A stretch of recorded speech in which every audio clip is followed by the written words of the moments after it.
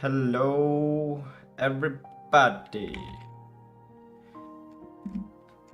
I think I'm actually doing a little bit of clodding over here to figure out if I should, how I should go about this. I'm not quite sure. Woo, hello, pig. Pig, that was the thing.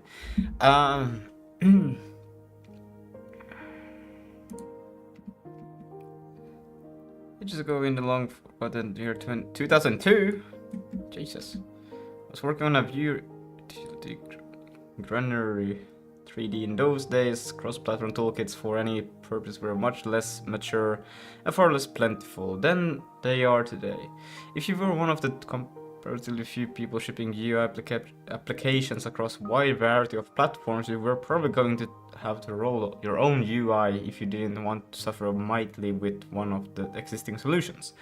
So in the course of developing the Vue utility, I wrote a GUI layer. As I was writing it, I began realizing that retained GUI code design has all the same drawbacks that are typically caused us to avoid using retained mode. These nuts... Hello! Madman has it again. Yeah, crazy. No, we barely got animations working yesterday, so I mean, isn't just logical to take the next step then?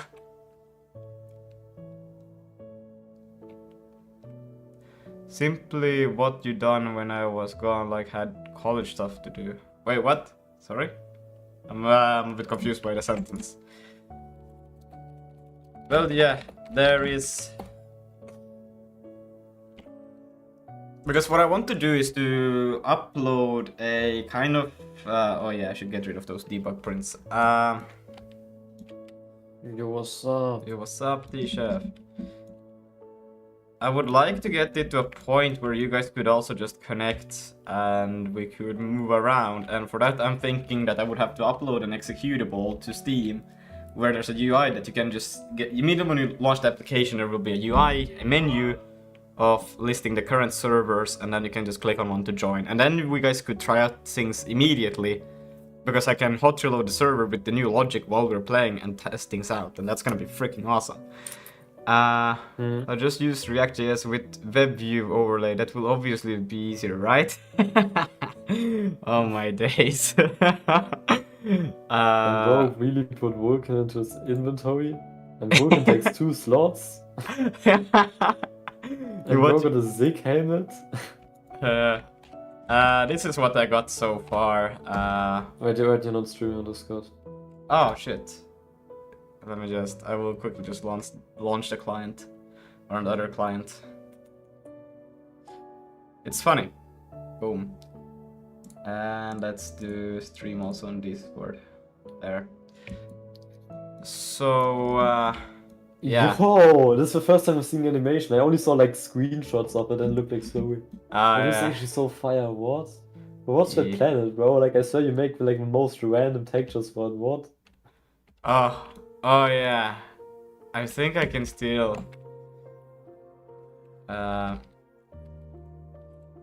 Getting a bit distracted here from what's the actual goal, but do this. Yeah, boom.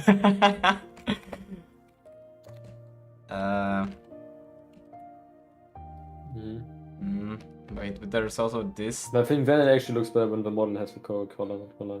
Yeah, no, this is just weird ass shits going on. I think it's still better to just use... I could also... This is actually not the color I do use normally. I do the... Where's the frag out? But now color? You would do the UI, like you begin with text rendering, or? Yeah. So I'm gonna do that. And you wanna use a library for it or not? What? I don't think there is a good UI library that I could use both for game and debugging. No, I mean for text rendering. Text rendering, I don't know. What are the options? So there's like STB true type or like free type. But not gonna lie, wait, it's not that hard to implement. Yeah, no, so I thought, wait, this is already... I'm just... And it's certainly like not something that's like nerve-wracking. Like the PNG parser I made, it was a little bit cooked. like if I wouldn't have like Casey's code, because like the documentation is actually very bad, but on the free type or like true type thing, it's actually quite good. Okay. Yeah. True type. What is true type really? You don't know true like .ttf? Oh, is it true type format? True type format. Ah, okay.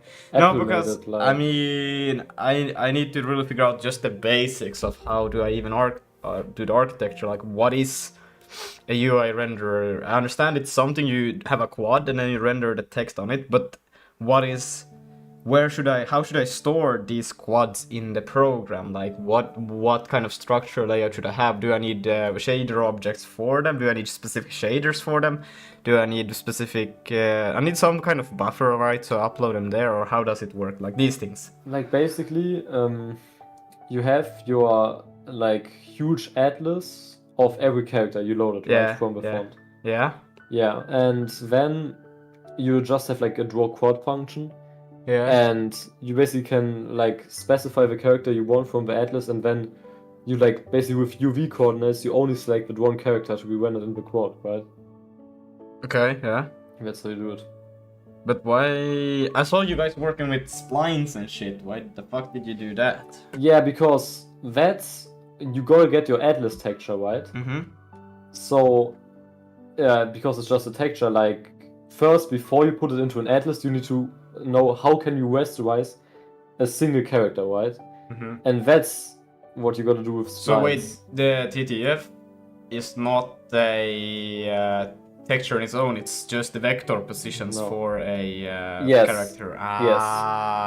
Okay.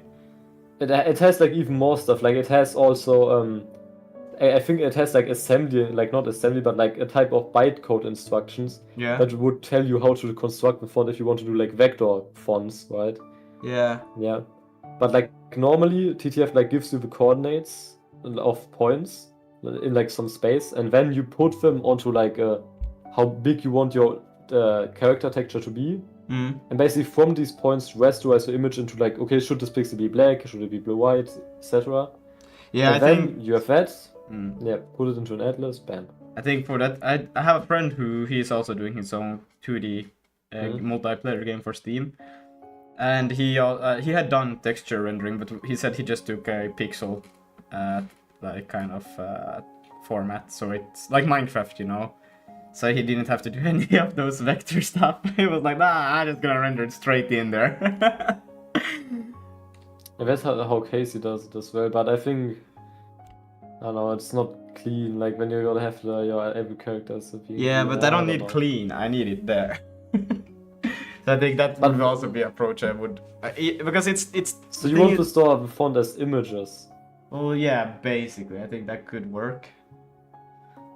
It's more for me to just have something there. When I get to a point where it's actually like the bottleneck of the whole program, where texture is just goddamn awful, then I will change it. But now it's like, it just needs something that can make me navigate and see stuff.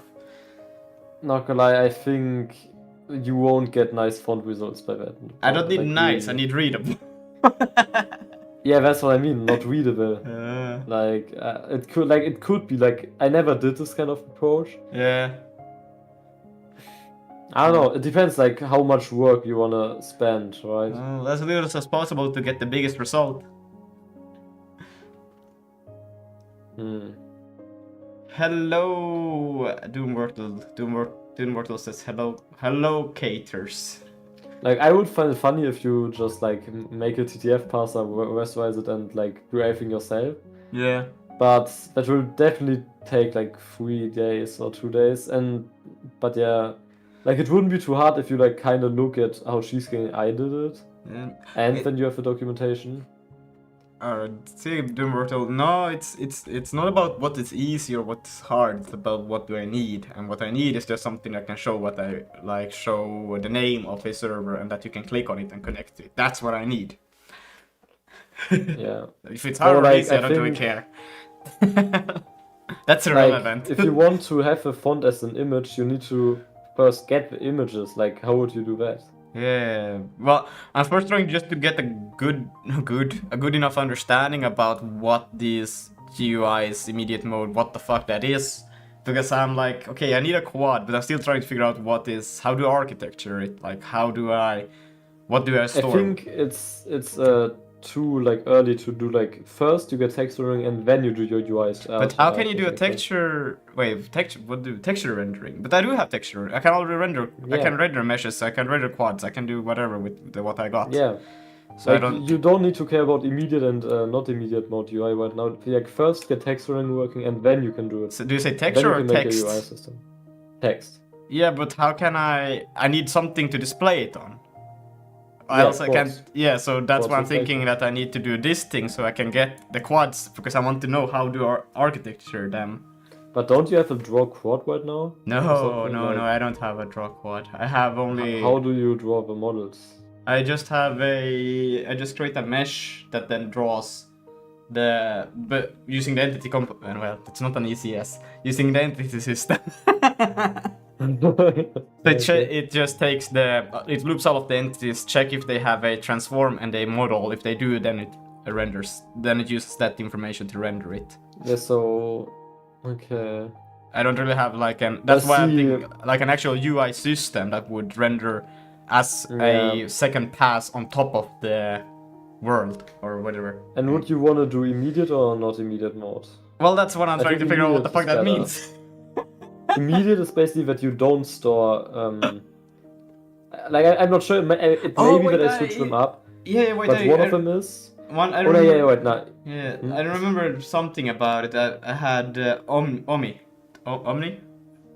Yeah, he told me about it, and he said also like something that one is like you store the state and only update the changes, and the other one is like constantly refreshing.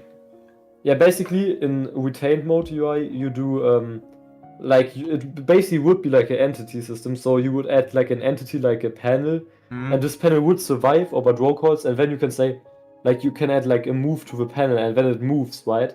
But you render that panel every frame. In like a immediate mode UI, you have like basically you don't store it as an entity, but every frame you call okay, draw rectangle, draw rectangle, draw rectangle. And every frame like it would get resetted, like it would not get drawn if you don't call it this frame, right? Yeah. Yeah. But immediate mode UI is way easier, I heard. Yeah, okay. And I also think it's nicer to program with it probably. Like I never programmed with retained mode UI, but no, but I also think so immediate is the one that does the like a clear, fresh draw every. Yeah, and I think that also is especially because I don't have anything expensive to draw. I just have a few boxes, and well, that's pretty much it. So. Yeah, but it doesn't mean that it's bad, right? Because like the retained also like needs to redraw, right? Oh yeah, but wait, redraw, but it has to because wait, how does it work? Because I think it stores the frame buffer and just overwrites whatever. I don't know. I'm not sure. I haven't done it either, so. I'm not like that would be like even more complex. I think first you would like in the beginning you would clear everything still. Because it kind of would make sense that if you had stuff, for example, the frame buffer because it's still just a stamp that you put on, that it doesn't like clear it, instead it just retains it and then it just stamps it on when you move around like a. But then again, if something changes in the UI, I'm not sure if that would you have to change the whole thing or how more performance. Because if you think about when a panel moves and then let's say you gotta detect this movement and then on base of that like refresh other things, I think it would just be faster. Okay, is retain more or less that you don't have to recalculate where things need to be and size them up or something like that? Yeah, basically. Like you store the state of the UI and in immediate you also store the state kind of, but like not directly in the things kind of. A good example of immediate mode UI is like Clay library in C. It's I was thinking of reading about Clay a little bit, but basic UI, there. Yeah, that one is immediate. But it's like only UI layout feature, so I guess like it doesn't really do drawing for you, but yeah. Because I've heard that Clay is really good, and I would like probably to try it out, maybe, or do. Yeah, I programmed like a 3K line project. Yeah, I remember you showed it, and that's probably where I heard from you that it's good also. Wait, yeah, it's where? good, but it's also like the one thing that's bad is that it like messes up your LSP with the macro stuff. Oh, it has a lot of macros. Oh, no, all macros. Oh. Okay. No, but I think you see the clay code here, actually it looks so not readable when you like are not used to it.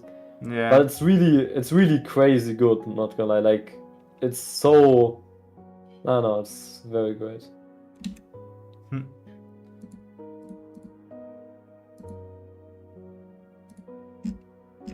Yeah, but I think Daniel Wörtel has a lot of experience with UI, so I guess you can also like... But that's for later, right? To take like your system. Like, right now you could decide immediate or not immediate, which I would just go with immediate because it's easier. Yeah, no, I still would like to create like the abstract idea of the system, so still like have UI system. It doesn't have to have all of the components in it already, but it just has, I just want it to be there, all the things that I'm going to do right now for the rendering. Yeah. Because I'm not gonna keep the UI with the entities. I think that's... or should I? No. Like, that would be kind of in like a retain mode UI, right? But Yeah. But I wouldn't say so. Well, I Or mean... just say you make like a new kind of pipeline. For I guess you use shade objects, so it's kind of the equivalent to that. And then you render into like a separate or do you need to, you don't need to render into like, I guess you don't need to do it now because you're not doing how is it called, like post-processing effects. Yeah, no. But later you will need to render into a separate frame buffer. Yeah. And then merge them together, but now you can just like white over. Right, yeah, probably I could. Then you could even do like blur effects, wouldn't even be that hard. You can just say. Actually, wouldn't be that hard, what? Yeah, it's not what I'm trying to do right now. You want to do blur effects? Okay, I think like what you first need to do is get your UI system straight, like with like the pipeline, and then, but you can draw textured quads, right? Then you gotta get text rendering to work, and then you can make your UI system, like really systems with buttons, right? Yeah, but so first I'm gonna just create an abstract idea of it, and then I'm gonna render some simple quads, and then I will get those button clicks. That's pretty much it for now. Yeah. For the technique to a private mailing list in the fall, to describe it, I coined the term single path immediate mode graphics user interface, borrowing the immediate mode term from the graphics programming to illustrate the difference in API design from traditional UI tools. I continued to use the technique for several years until I finally put up a super rough public good. Yo, no Harold is back. It's a big age. Yeah, I only have one word to sum up the last 5 days, and I won't say it on stream. That's all I'm saying. Yeah. Yeah, maybe something like long. I thought you would say boring now or something, but okay.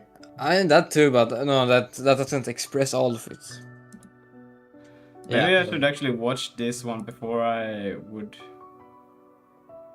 No. I think it's like not needed right now. Yo, like you're too early to do that. What is this? What? Should I be doing tutorials now? No, I'm trying to understand the concept, and I think he's not giving a tutorial, he's explaining the concept, which is exactly what I would need. So Schlatt is explaining the concept. Schlatt? Schlatt. Why do you call him Schlatt? Schlatt?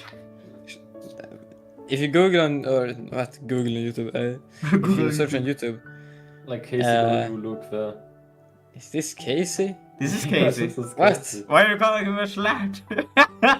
No. Schlatt is like a YouTuber. Yeah, I know. Looks kind of similar. Like he looks like him. Yeah.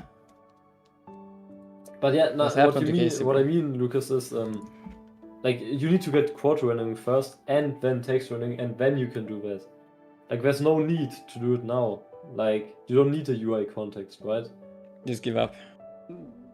I mean, what else? Okay, so I would just render it on an abstract quad that I can just create in my system.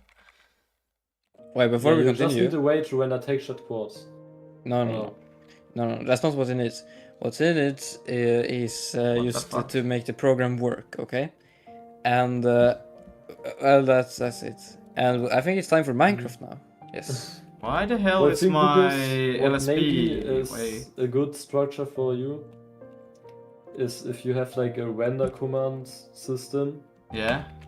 and then you can basically just add render commands or not. And like, for example, as entities you add ones, then maybe you can have like a quad render command, so that not everything that gets rendered needs to be an entity, right? Yeah, that's what I'm thinking to do. But the way I do it right now, I can't. So then that's why I'm thinking if I should do a UI system before I start doing anything, because otherwise I will not be. Yeah. Why is my Neo I behaving think if like she's this? like a C, would be Wait, let me- the grades. What's it called? Harold, you missed so much, bro. You don't know. You don't know. Bro, you missed so much. I don't know what you know. Like, bro, Yeah, basically, I told Cheesecake about Beasted, and that was it for the last 5 days. Okay. Yeah, crazy much, right? What's so impressive about that? I don't know, like I used it when I streamed it. He said, "Yeah, what's Beasted?" And then I were like your top one marketer and like said, "Oh yeah, you can have it for $10. Yeah, you can give it to me. I will give the money to Harold later." Yeah, exactly. You'll take a 1% cut. Yes, Yes. because you know I'm like your distributor, so I get 90%. Yeah, I mean for your hard work, you can at least get like the $1. All right, that sounds good enough. Yeah. Yeah, bro, but you don't know, man. Like, this is cooked. Like, I woke up at 5 a.m. today. Oh, I've literally, like, I don't know, I've gone by boat, by train, by train mainly, but yeah, for the last, what is it, 12 hours, yes.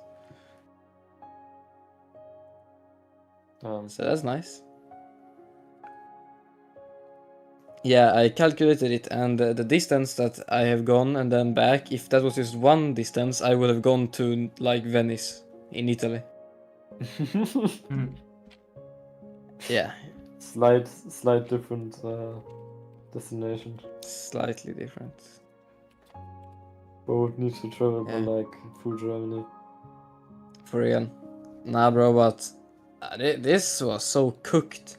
Like, we were supposed to stay in like some place on the countryside, right? And we had to first take a bus 1 hour from the, like, already like a billion miles away from home, right? And then we had to walk in the sun for 1 hour to this place. Yeah. It's cooked. Walk 1 hour. Damn. Yep. Do people like replicate? No, just using pointers, right? There's no OOP replication when you come, because the UI kind of makes sense with OOP in a sense. Well, if you have node hierarchy, I guess it's not, but that's probably enough. You just have a node that can contain then a pointer to some kind of structure, I would guess, and then you would have some identifier as first byte, or how would you do it? You would make an interface. That too. I think. But that's how OOP Clay then. does this that they have some node. Yeah, but didn't you say that interface? I mean, OOP is good for UI. Yeah, that's what I'm wondering. Like, if that's the approach, or is there another one? Bro, there's so many. Like, it's actually so hard to make a good UI thing. Doesn't have to be good, but I'm just trying to see a little bit, scout around. Yeah, it has to be Lucas quality. The thing is, it doesn't need to be good, then you don't need to do like all these features. You can just like kind of like go into it and like do as you like, you know?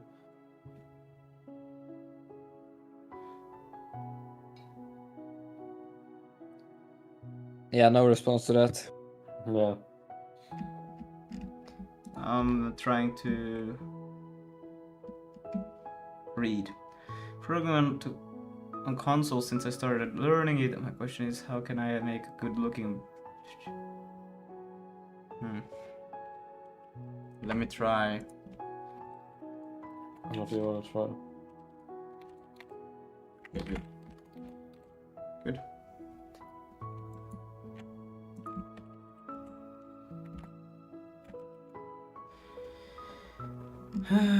I still have my old profile picture here. I should update my... whatever.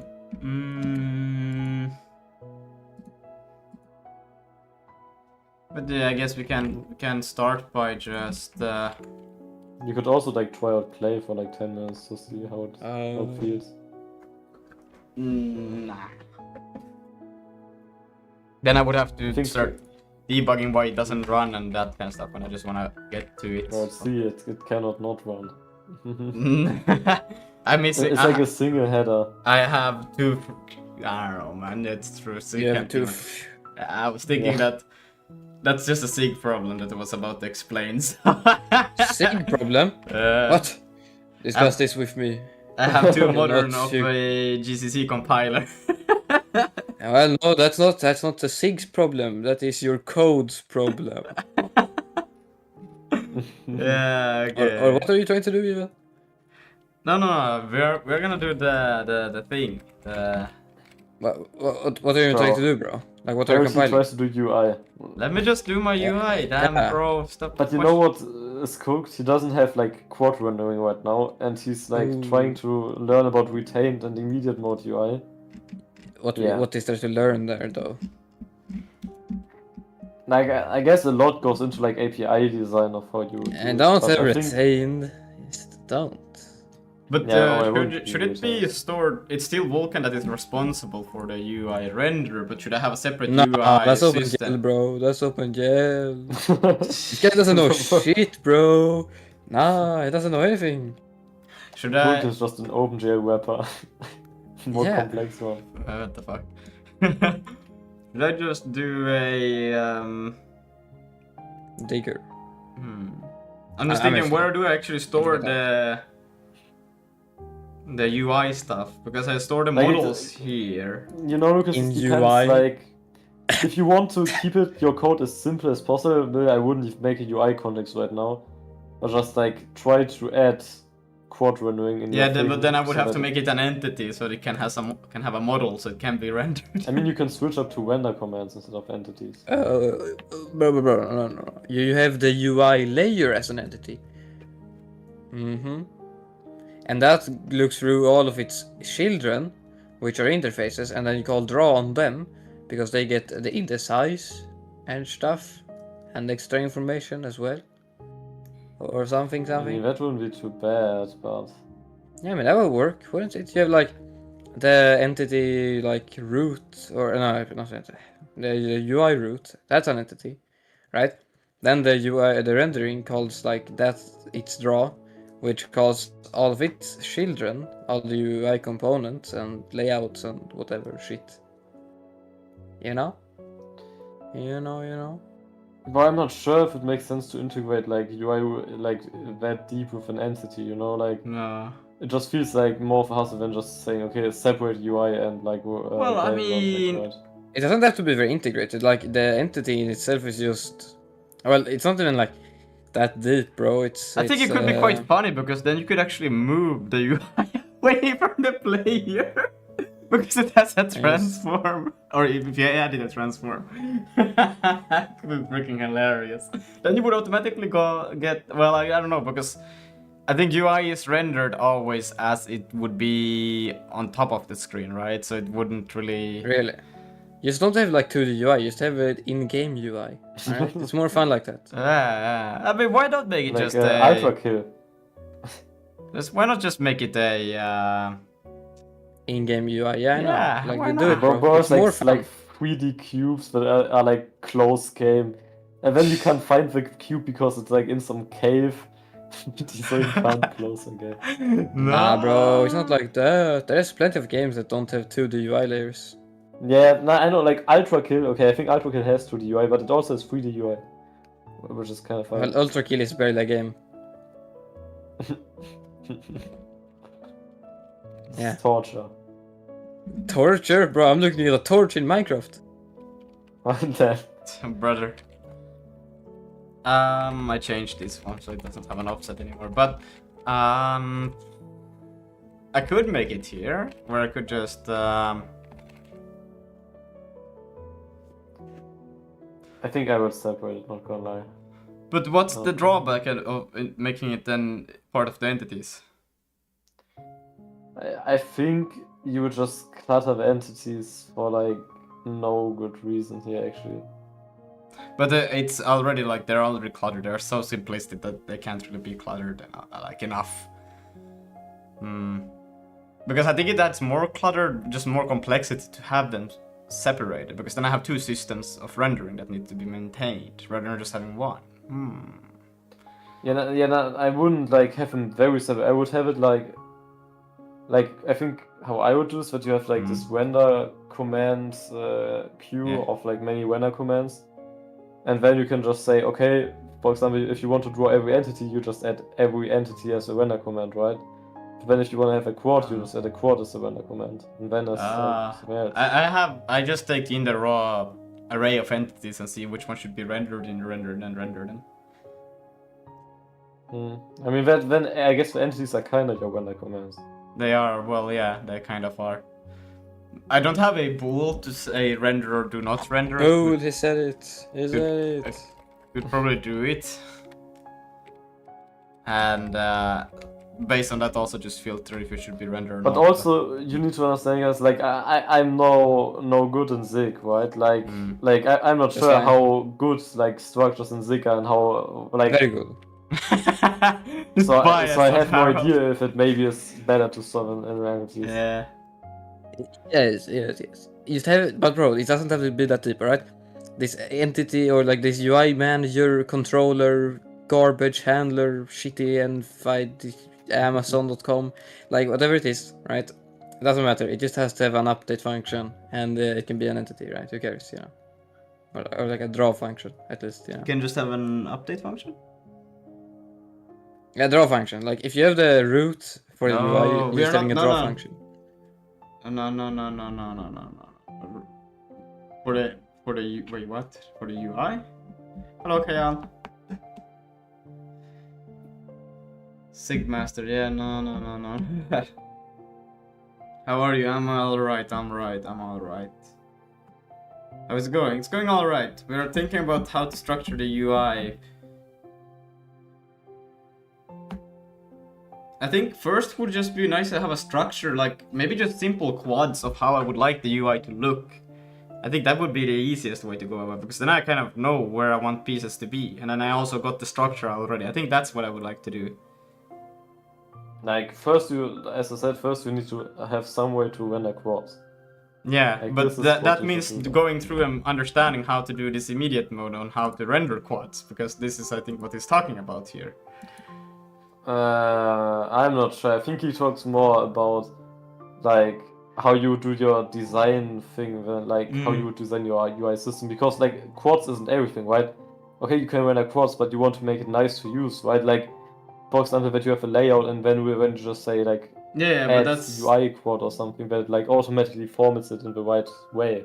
But that's what I think. That's what I need here. That's what I need. I need a way to tell how it should look and then render that. And yeah, if this guy talks about how to do that, I think that's actually it. I don't know, I think it's not heard on stream, but yeah. Yeah, listen to Schlett. Yes. But I think it's fine to watch on stream, I hope. Where's Casey the goat? Yes. He will goats. But I don't know, I don't have the audio, so people who watch the stream cannot hear anything. But can't you like just use Helvum to connect it? Sorry? Yeah, bro. Are you like a noob or something? Huh? What? I can't. Helvum, bro. Do you have audio? I guess I could connect it. I'm just trying. And this is fine to stream somebody's video, right? Yo, Lucas giving reactions now. Yeah, I'm doing reaction videos now. Reacting, bro. Okay, well then you can do gaming. Yeah, Nah, change your stream topic to just chatting. Just chatting, brother. Da, da, da, da, da, da, da. I don't know which one is. This is Brave. Here we got Brave. And I think I will just put it through the. This. Oh, okay. Bye. I think it. God.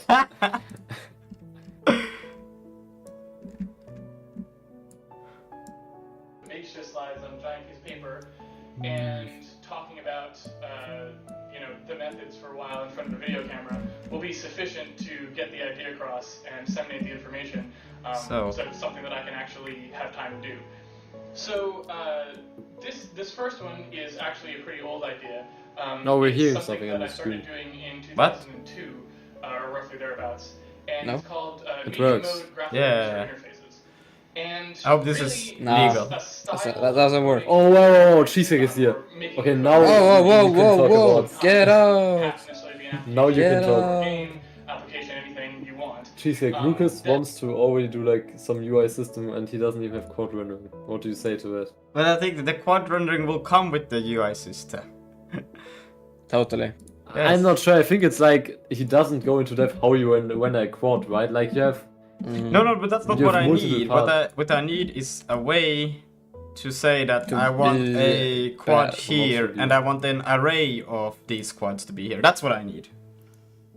I don't care what's To inside of be them. or I not just to need a way to tell that I need a array of quads here. Of n, or I need n quads. Array of quads. Yeah. Excuse me. But why? But why not? Like first get like that you can say, oh yeah, like a draw quad function or something like. No, because something that's that, the like- thing. No, This we is don't do the, that, it's this just- is the draw quad. Yeah, exactly, Tisha. Like, what is it that you're not getting here? It's just that simple. Like, if you implement the UI, the quads will just render themselves. Oh It's my god, easy. shut the fuck up already. No, but this What do you mean, is... bro? I'm just saying what you're saying. No, this is the draw quad, right? Oh then yeah, that's- exactly. The UI is the draw quad. Yeah, brother. And that's Yeah. why I want to watch this, because he talks about how to create, how to update, and then whatever callbacks. So I would immediately care only about this thing, initialization. And then I would know how he architectures this, so I can connect it immediately with multiple ones and have Okay, it then I guess in this a... was. I mean, it can't hurt. It's like Casey, you know, like it can't Yeah. hurt. Yeah, let's watch 40 minutes of the stream going dedicated to this now, non-stop. Am I right? Who's with me? Can I hope it's lit. Can I watch somebody else stream? Lucas, Cheesecake said you should do I'm GUI style UI. No, Uh, no, I don't want. What no. do you mean? No, that's global states. They don't like that. All right. I don't like it. Tisha, that how only could you because the even come API, with only that? because the API is like this doesn't mean like that Lucas needs to do global state. No, that's exactly what Yeah. it means. But like, you're not getting the full picture, here, okay? Like, what we need to do is use OOP, but as an array, right? So, OOP as an array. What are you saying? yeah, you said Was we want it making in it- an array. And also you said OOP good in So you UI. basically put OOP in a container. Yeah, it's or got an using a hash interface. map for the OOP trust. Ooh, hash maps. Now we're talking.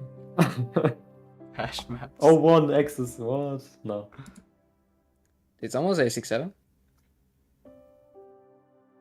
Bro, it was too fire. I gotta actually tell you about this because I mean no one wants to watch this video anyways. Like poor Casey, like no one cares.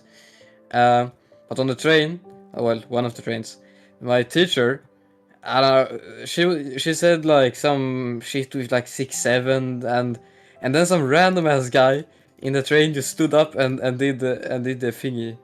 And it was something. Okay. How about we lock in and watch this now and take notes? What do you mean we lock in? You Okay. lock in, bro. Okay, Like then, don't, bro. Then you stop No. talking so I can listen. No, okay, so Lubas, the reason why you're not getting stuff done is because you're not coding, you're just watching videos. Let me just You quickly. can't be this easily Okay, so so we muted him.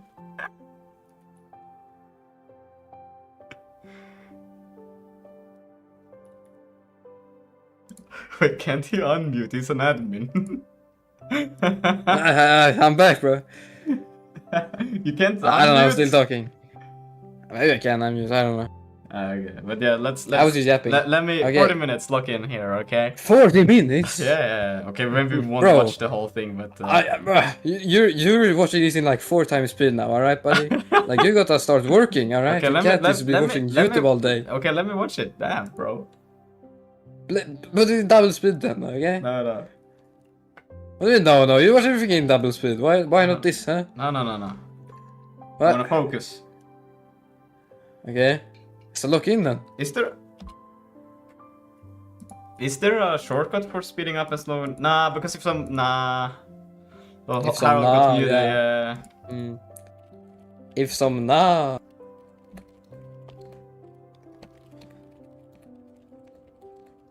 Oh, why did I write escape instead of ECS?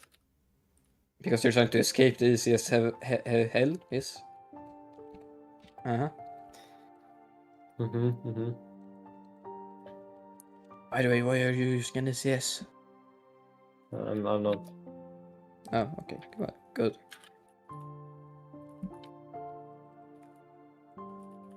How do you want? What's the shortcut for speeding up and slow it down? Oh, so now you're taking my advice, huh? Yeah. That's what Bro, too much of a Vim user now. Bro, you don't need a shortcut for that. Yes, I do, because I want to do it without opening up the damn thingy. Bro, just become my teacher, alright? Just press all the buttons, alright? Just put the fries in the bag, bro, okay?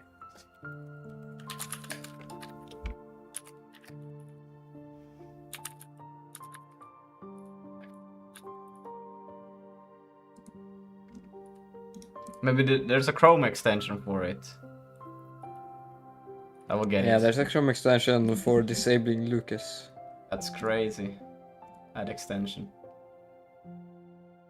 So how does it work? Overview. Plus and minus. Bro, Lucas, at this pace, you're not gonna finish the video today. Okay, shut up now. No. We're Yeah. watching. He's trying to finish the video today and he's gonna watch this ugly ass video. Can you shut bro, up? I'm this trying ain't to watch it, the video. alright? No, you're not trying to watch the video. You're trying to Okay, install no. like some ugly ass extension.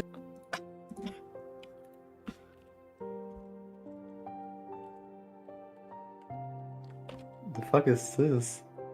What? No, wait, 2 minutes. I think, didn't the extension get added?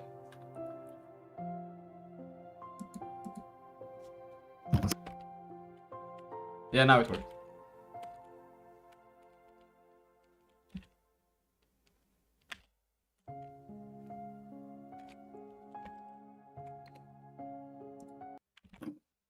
Watching Casey on 2 times? Yeah, no, it's 2.5.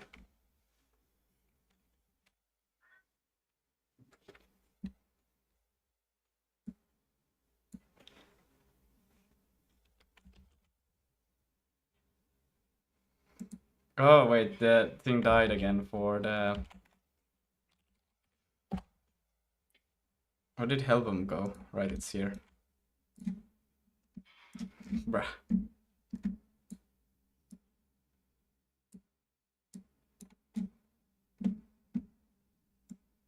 Or maybe you've got some file that you loaded from an editor that has like those equivalents of create calls to define what's going to be created in the interface. You might like create some buttons here, create dialogue, some buttons in it, property pages, whatever, you name it, whatever you want to create, you create it. At update time, typically you have no idea what's going on at update time. That's usually UI codes, purview. Bro, yeah, you server is my ass. I can? Then you occasionally know about what happens. For the most part, so you're not Okay. getting complicated, you don't know what's going on there, don't care. So, Lukas, how many viewers have you had Oh my this god, week? Is can it you more just than let me usual watch or this? less than usual? I mean, bro, is it less or more than usual? I want to know, alright? Okay, Bully, then shut up. I have a theory, yes, I'll Okay. shut up after you It approve has or prove my theory. been roughly the same. Oh, Yeah. okay. GG, Harold. Nah. Okay. Yeah. So, look. Oh my. Bro, I'm just training you for your girlfriend, alright?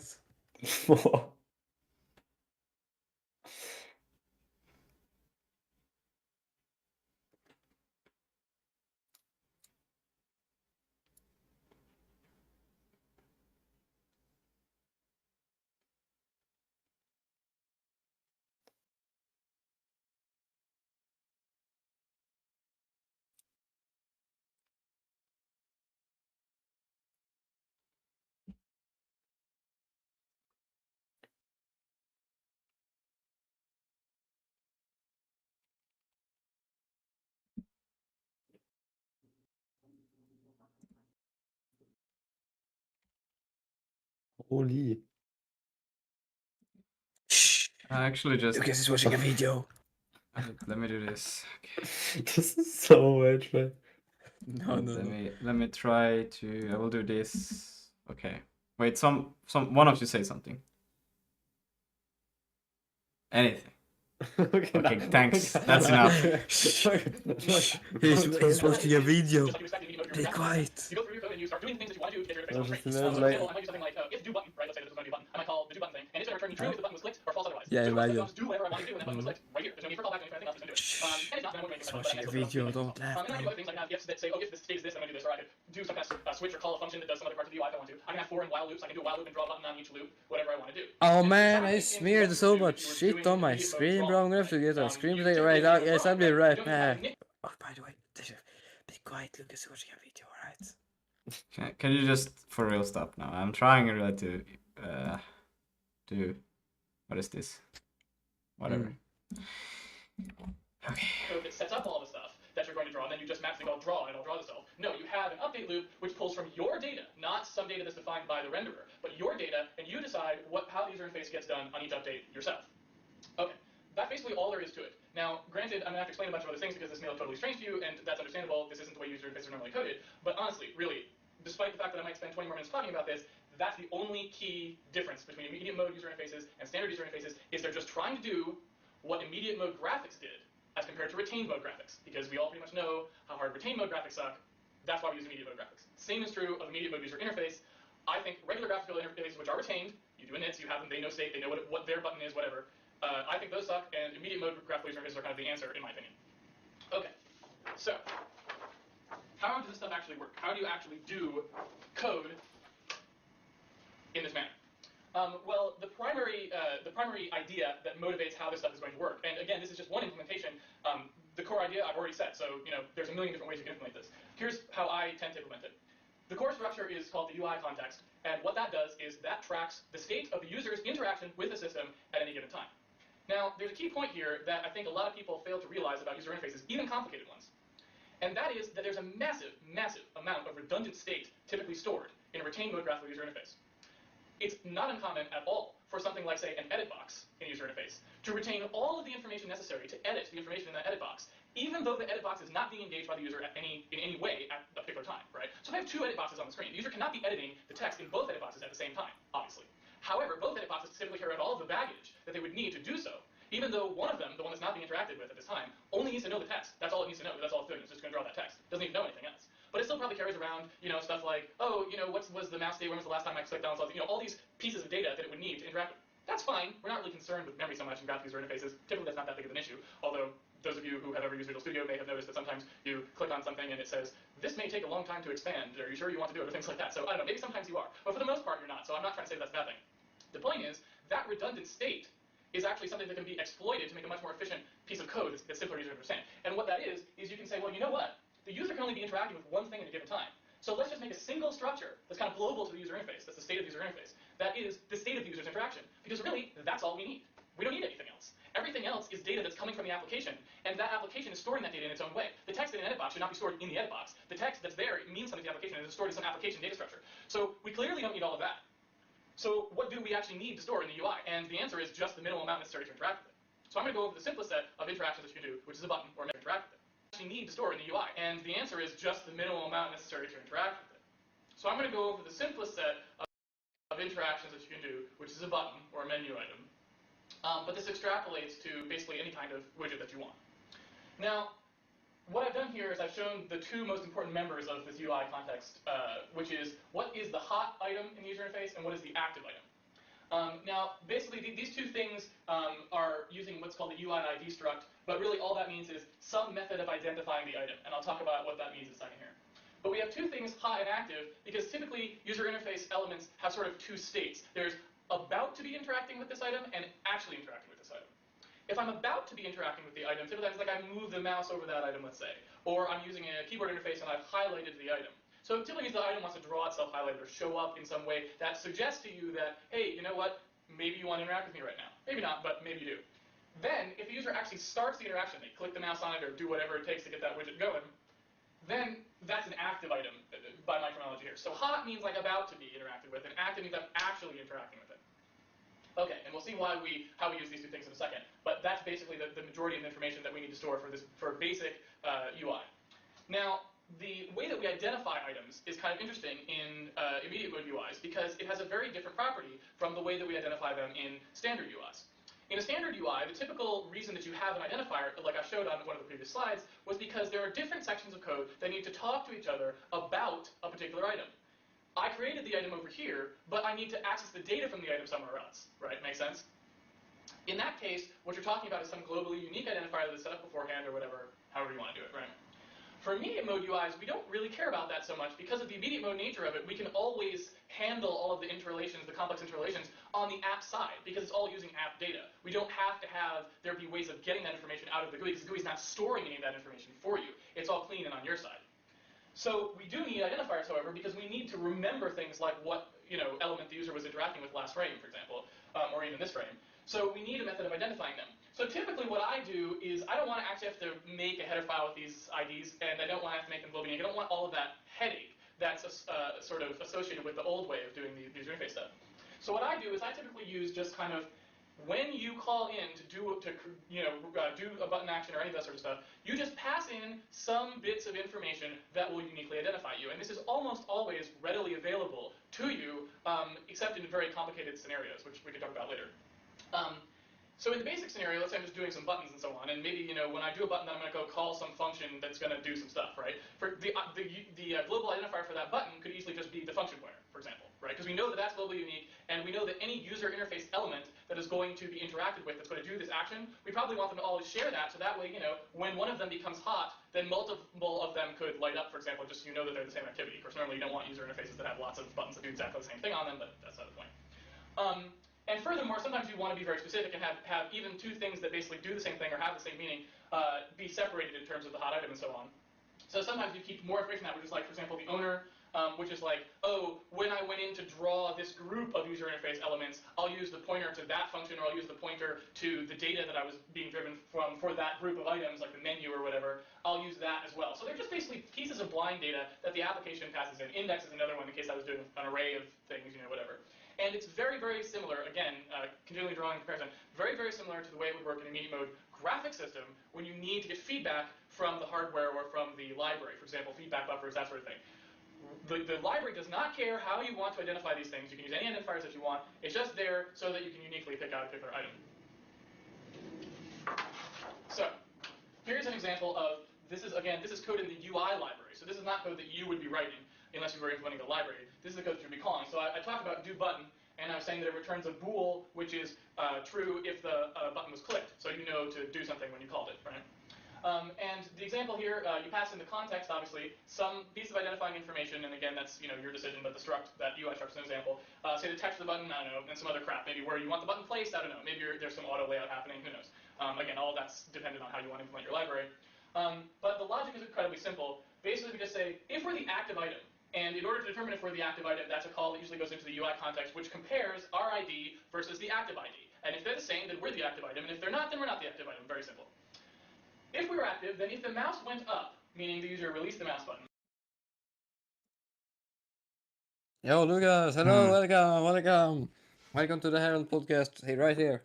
So you have, wait, what he's talking, like you have still global on the structure that is, or ID, or like based on, or global, you have it in a UI context, I guess, which, hello YouTube, hello Age, which item that is active, which item, but how do you... Exactly.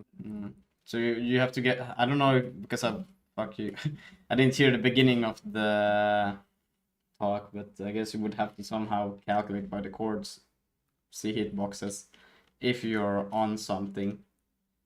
And then based on that, you're storing it in the UI context, and then you iterate every single item, and then you check here if it's active based on that from the UI context. And if it is, no, then it continues on here. I don't think so. Okay. Because now you're looping over the entire thing 2 times. Why would you be looping 2 times? Because first you have to find the... Oh, no, okay, you mean like that. Yeah, okay. Yeah. I mean, not too hard to make, I don't think. Would you even have to, like... Because you still need to somehow iterate all the time to see... Yeah, but you need to store once to see... Isn't it better to just loop all of the elements and check if mouse is on top of it? Then you wouldn't have to loop once to first check which element is on top or the mouse is on top, but then check if it is.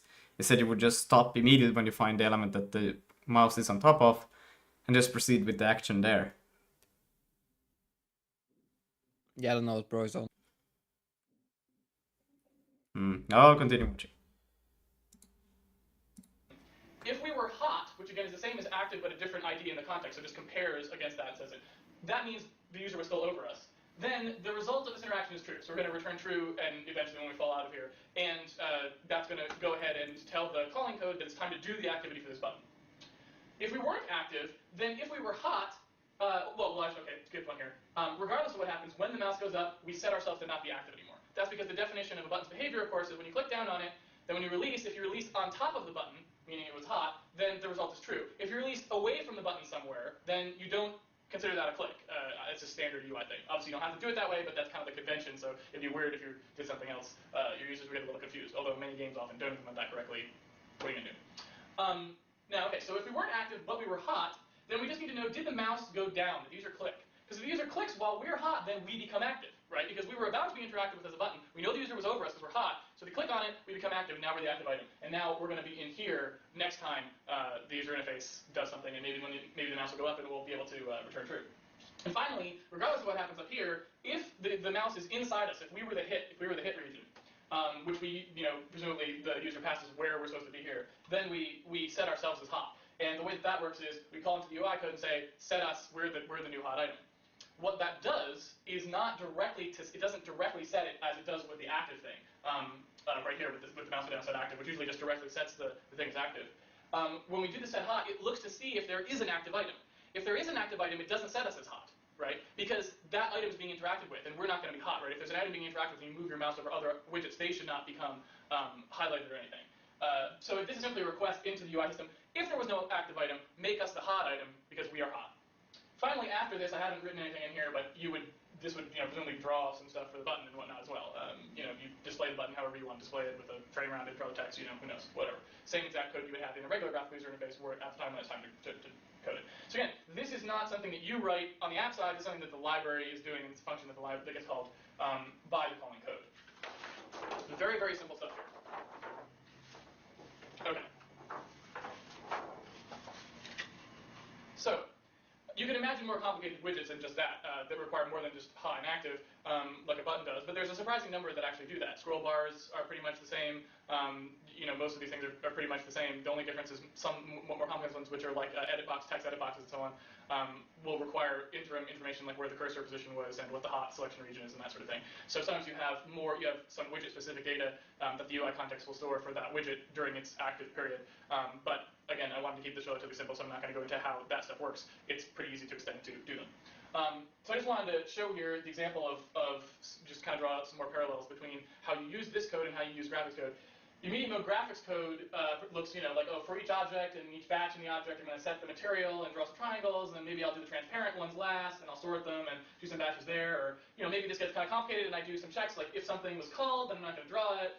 Maybe I call batches. Maybe I've got some kind of a BSP I'm traversing. Who knows?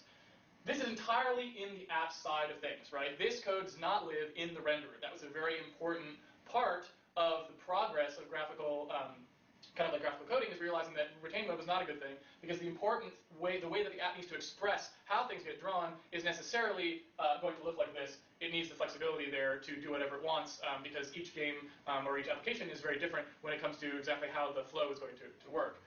And so UI is no different, in my opinion, and you get the same sorts of things. Like, I want to just be able to say, for all the menus and the items in the menus, I'm going to do an item. Or maybe I have this as kind of a thing which I just call for do menu, and I can do the same thing for pop-ups if I want to, and I can make sure that I do those after, or I could do them during, or whatever. And I can do 3D elements too, it doesn't matter. I can do anything I want to do here. And Again, this is totally up to me how I want to do it. I can do culling, quote unquote, meaning if at any time I don't feel like drawing some of the items, I just don't draw them, right? I just don't call do item, which gets rid of the user interactivity of them and gets rid of their visual representation. I don't have to delete the item, I don't have to disable it, I don't have to hide it, I just simply don't call it that frame. Furthermore, I don't even have to know how many of these there are, I don't have to create ones for it ahead of time, I don't have to do any of that stuff. I can iterate over my own internal data, which could be any format I want, generate UIs out of that, right? I can load a file and generate the UI right from that file, I can do anything I want to do. It's entirely up to me, and the same library can facilitate all of that. The library does not have to be aware of how I'm deciding what widgets are on the screen, and when, and how they're being interacted with, and why. None of that stuff has to be known by the library. The library simply provides you a number of potential interactions and potential ways of drawing those interactions, and you call them when you want. That's the whole idea, and a lot of the power. So, some stuff, let's see here, reasons why this is cool, and why I like it a lot better than the previous method. For starters, there's a single piece of code for every logical piece of your interface. It's not broken up. It's not broken up between an editor, some init code, some response code, etc. There's no breaking up of it. It's all in one place.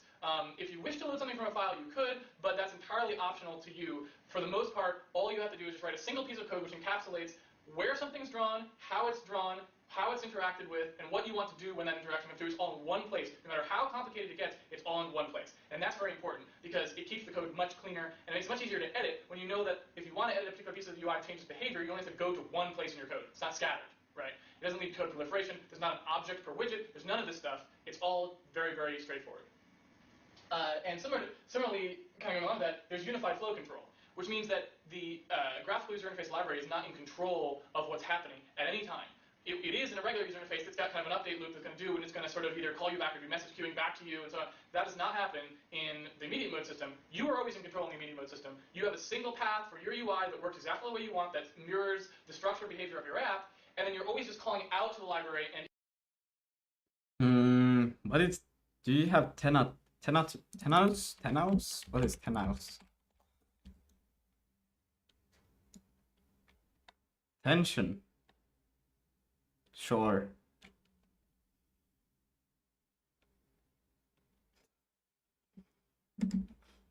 Ow. W live. Wait. Have you guys watched with me or? A little bit.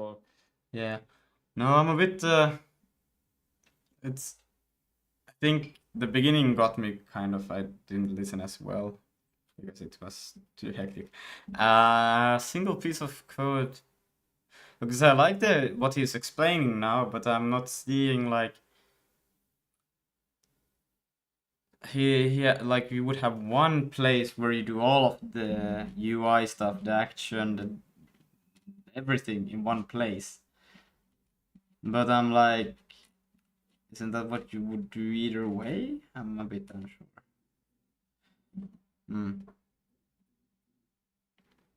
I'll continue watching. It immediately returns back to you the information that you need to process the activity there, right there. There's no synchronization, which just comes with any immediate mode system, which is nice. And this is including existence, like including whether or not things actually exist on the screen or exist to be interacted with. There's never any synchronization that happens. And that's very important because typically a lot of the overhead in user interface stuff also comes from this ridiculous amount of synchronization. Calling all these set calls, enabling this, disabling that, putting this here, making this that. It's like none of that stuff happens at all in immediate mode user interfaces. If your code executes and it calls out to display a particular property page, that's what gets displayed. If you don't want to display that one next frame because some variable changed, which has nothing to do with the user interface, maybe it was like some variable that changed because like 10 seconds went by, whatever you want, or some character did something on the screen. Doesn't matter. You just call a different thing that frame or don't call that function at all, and the property page disappears. Poof, no problem. So it's really nice that way because now you only have to worry about your own part of the code, your own logic. You don't have to worry about making sure that your own logic can be mapped onto the UI logic in some way, which typically is a huge headache and involves a lot of extraneous code that is boring and really contains no value.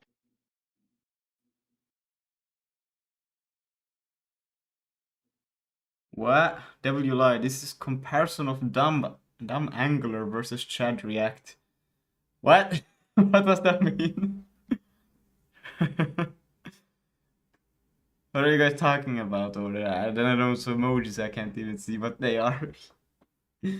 But I guess it actually makes sense kind of what he's talking about, that you don't have callbacks, that you just immediately, when you press something, let's say you do action, then you can immediately check that if it is the active thing, then you can immediately proceed to do the thing. You don't need to synchronize anything. That sounds pretty nice, you know? You just immediately get the response that you're doing. And then you can proceed. That transgender is transgender, yes. This video Angular does two-way binding. Proper React is you pass state down.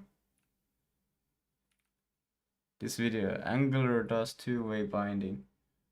Proper React is just pass state down. Oh, okay. Wait, two-way binding? Proper React is double webcam quality. Yeah, it's it is.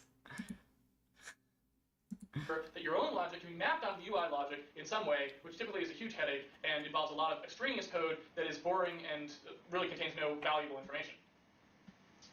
Okay, so those are kind of some things about the actual coding process. Now, one of the nice things about this in terms of as UIs get more complicated is this style of coding scales really well to very complicated widgets with specialized behaviors. And that's something that standard UI libraries handle very poorly. So I'm going along and I'm using, some of the things in my UI library, and then all of a sudden I want to do something complicated that's, a very specific kind of widget that only my app's really going to have. Typical UI libraries handle that incredibly poorly. But immediate mode libraries, that's really no problem. Because it's trivial for you to just do some of your own interactivity and your own widget coding right there, anywhere you want, or even add, your own function calls that you call out to that are kind of your own secondary library. Because all you have to do is make sure that it plays well with the active and hot items, or if there's some other items there that you, depending on how you structure your UI context. As long as you can make sure that it doesn't step on the toes of that, which is trivial to do, then you're fine. You just, as soon as you feel like your widget became active, you set it to the active item. Everything else in the UI is shut down until you release that activeness. So you can write any code that you want. It doesn't matter what. Don't care how you render it. Don't care what you're doing with the mouse. Up to you. Don't care what you're doing with the mouse. So you can write any code that you want. It doesn't matter what. Don't care how you render it. Don't care what you're doing with the mouse. Up to you. And similarly, it scales well to the relationships between items, because, which again is something that's very poor. I'm saying the pattern he's taking very much matches React.js. I don't know how React that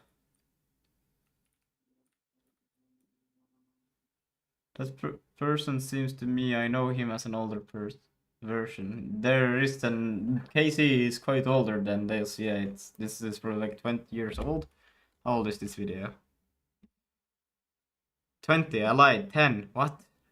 But he talks about 2002 in this 2005. Or here's a long year 2002. Maybe I'm just dumb. I don't know. I don't know. I don't know.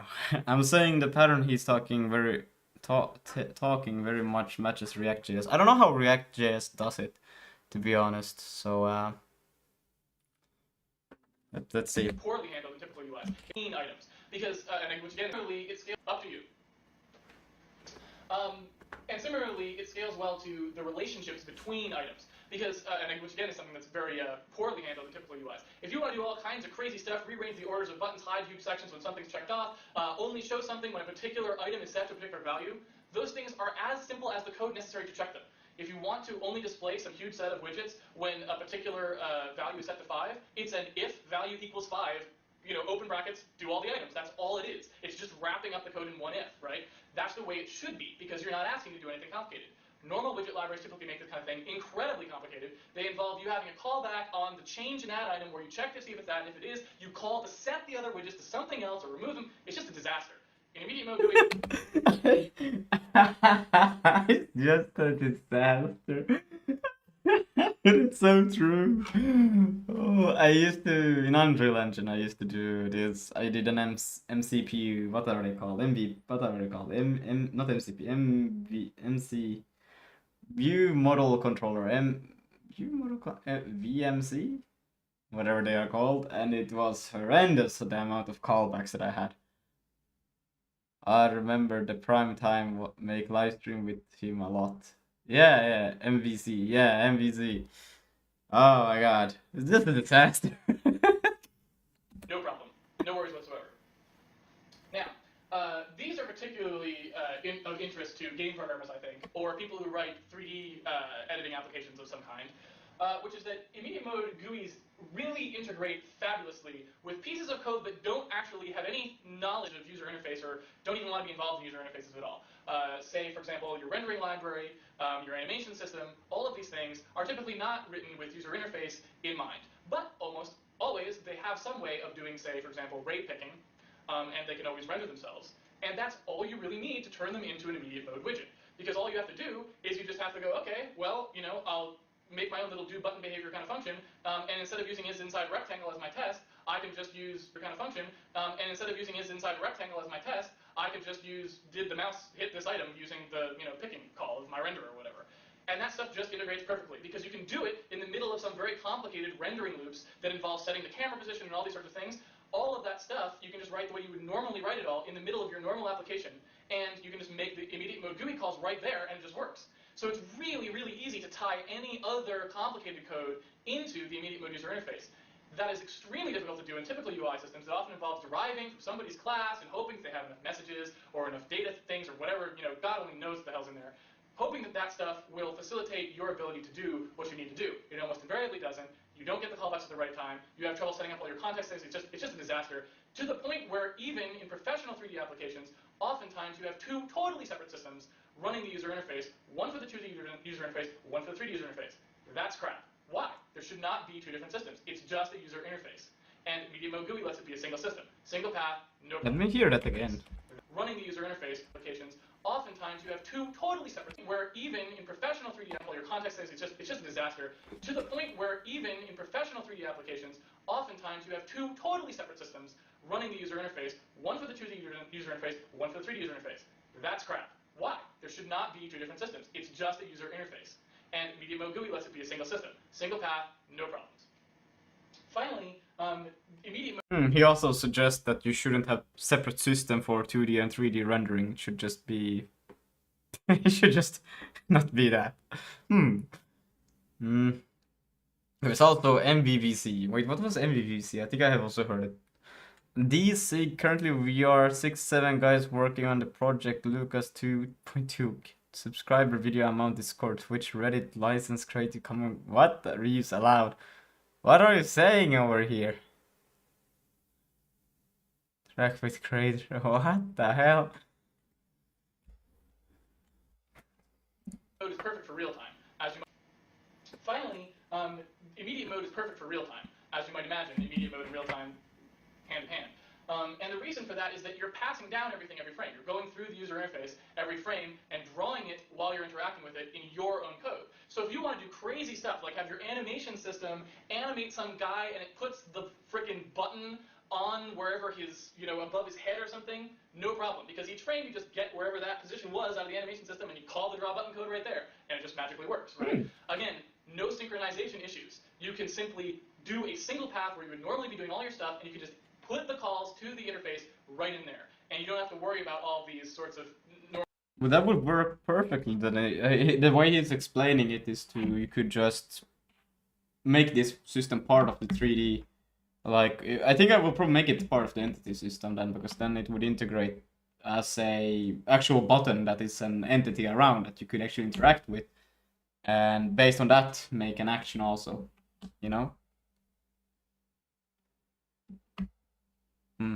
I'm alone. Okay. Partitioning problems right in there. Oh, and I was too locked in on actually writing an AI prompt. You were locked in prompt engineering.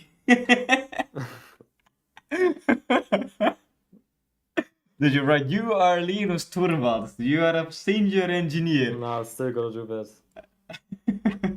Still gotta do that. Oh, I'm asking it to write a Python script, so maybe I should say like, you are, I don't know, 13-year-old that tries to learn programming. Nah.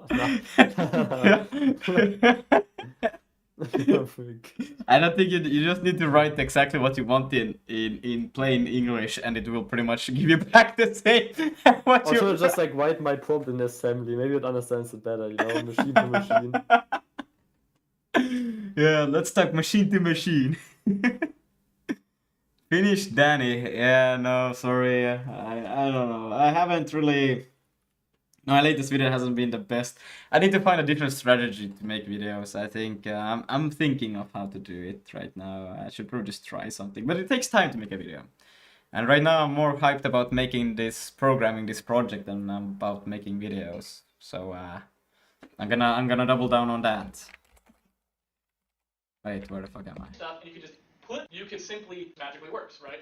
Again, no synchronization issues. You can simply do a single path where you would normally be doing all your stuff, and you can just put the calls to the interface right in there. And you don't have to worry about all these sorts of normal partitioning problems that you would otherwise have, which make this sort of thing incredibly difficult. And so I think that that part is actually really interesting, especially going forward, when a lot of times now people, even for simple user interfaces, I think partially thanks to like Mac OS 10, for example, and also Flash on the web, people are looking to make sort of more glitzy user interfaces, which have more action on the screen. Things floating around and moving and doing all these crazy things. That creates enormous problems for today's typical UI.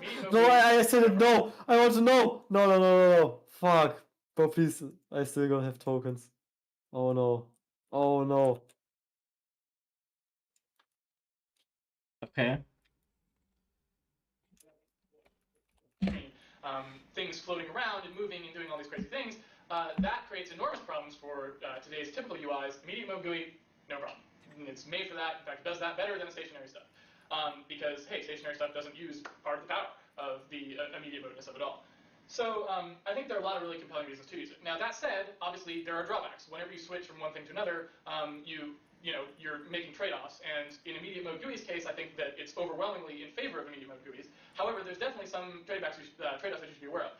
And primarily, where these trade-offs come from is in the fact that particularly the languages that we use, which are like, for example, C and C++, which is what I primarily use, what most game developers use, what most developers use, actually, I guess, until you start getting into more of like webby kinds of things or whatever, is that C and C++ do not respect the fact that code is also data. C and C++ are notoriously bad languages for things like introspection, for things like understanding where I am in my code and so on. C and C++ can't do anything, resembling anything, for those sorts of situations. No closures, no introspection, no nothing. You're flying blind, essentially. What is introspection in this context? Did you hear what he said? No. Because he says I don't know because okay, he knows probably more than me, but I thought C was pretty clear on what you're doing with your data, but maybe I was wrong then. I don't know. What? Bro, C steals your data, bro. Listen to this. C and C++ are notoriously bad. This were you watching? Yeah. Okay. Also data. C and C++ are Wait, let's a little bit back. C and C++ do not respect the fact that code is also data. C and C++ are... What does that mean? That C and C++ does respect that code is... Code is also data. Yeah, what does that mean? That code is also data. Isn't that like the kind of like thing about meta programming? You say code is data. Tweet is data because I guess, yeah. Binary data. Okay, yeah. Notoriously bad languages for things like introspection. And then bad languages for introspection. What does even introspection mean?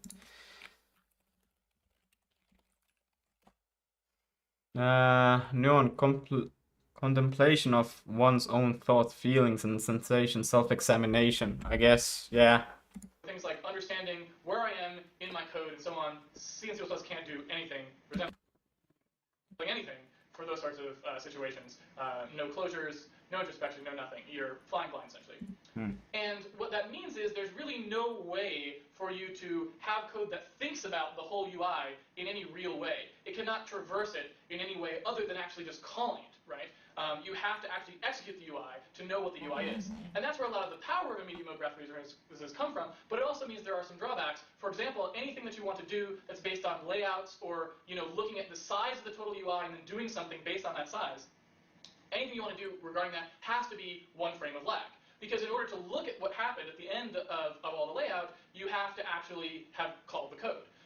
Now, there's some ways that you can code around this, which is to make it so that your code can be called, and the UI context, which the slide is gone, but that UI context stores the active and hot items, that can store whether or not you're on a render pass or on a layout pass. and it can have the functions respond accordingly. So when you call do button, if it's in layout mode, it will just record its size and send that to the layout engine or whatever. Those things can be done, but again, that starts to get a little more complicated and introduces some more complexity there, away from the pure simplicity and ease of implementation and ease of use that come with the immediate mode graphical user interface. So I tend to prefer to just kind of like let that stuff slide, because very, very rarely is there anything in a real-time application that can't have one frame of lag and be fine with it. So I tend to just accept that. But if you really don't want the one frame of lag, there's ways you can make things work. But I'm not super into that. I don't advocate it.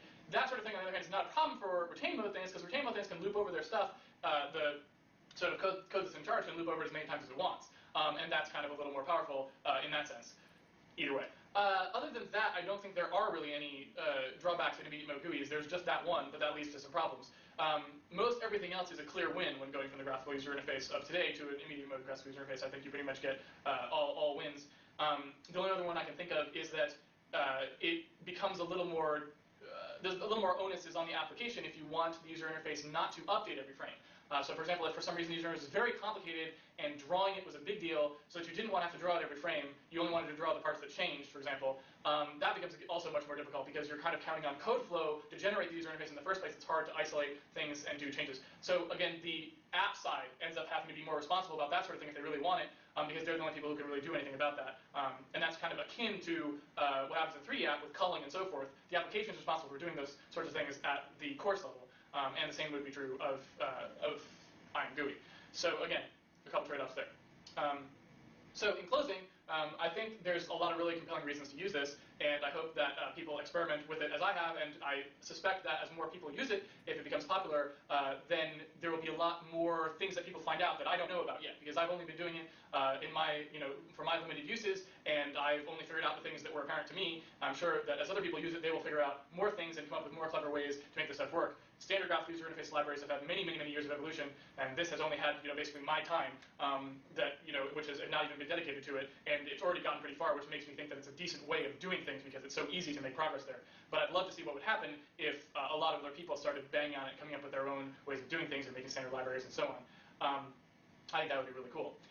In terms of more information about immediate mode graphical user interfaces, I know that Sean Barrett is going to be writing up some articles in Game Developer Magazine on immediate mode graphical user interfaces. I don't know very much about what he's done along these fronts. I don't even know exactly how much our two styles of doing immediate mode graphical user interfaces have diverged since we last talked about them.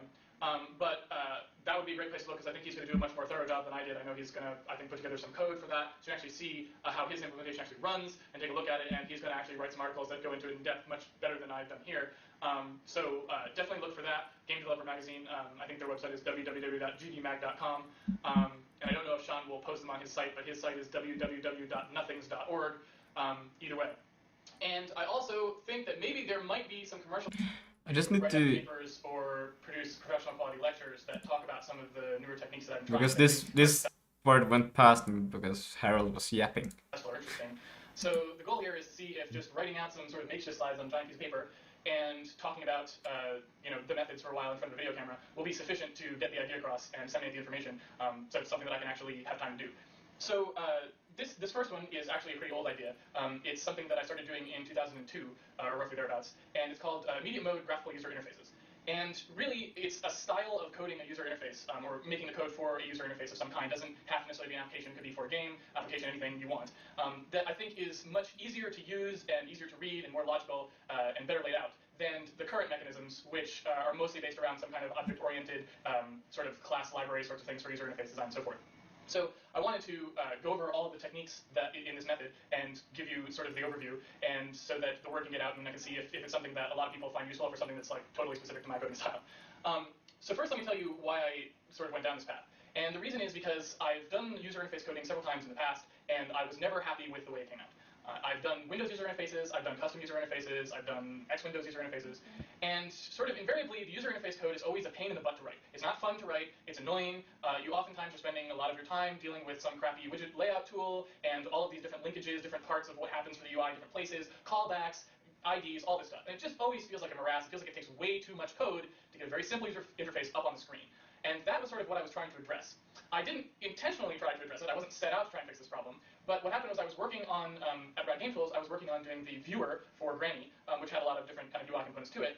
And as I was working on it, it sort of hit me that the way that I was doing things could be simplified quite a bit.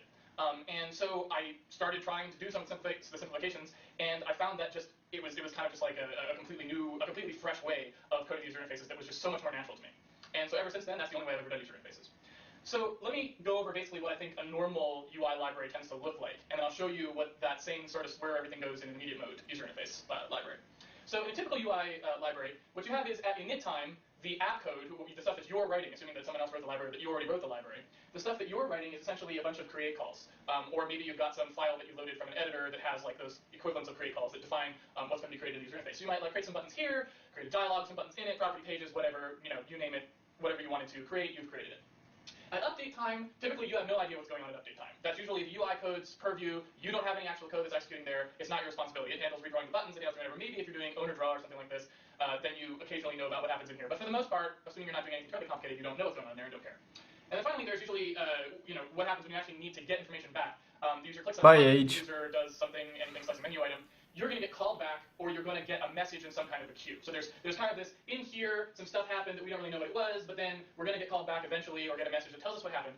And then as a result of that message, we might get some information back from the widgets that we want, usually using some kind of ID linkage, like, oh, well, what was that, what's the value of this widget right now, because I'm going to go set some variable to be that value or something like this.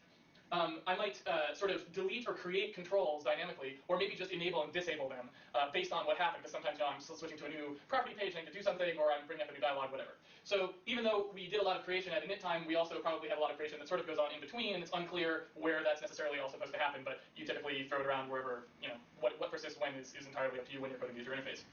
Now, for a lot of reasons, this is a big pain in the butt. I won't go into them all now, but I mean, just for starters, the fact that this stuff is also decentralized is usually problem number one. I've got some editor or some code somewhere that's creating these things. I've got some people who need to switch between those things and get values out of them, and the only way they can identify them is by using some ID which is now shared between multiple pieces of code and possibly an external editor. And it's just, okay, it just gets hairy and ugly really fast.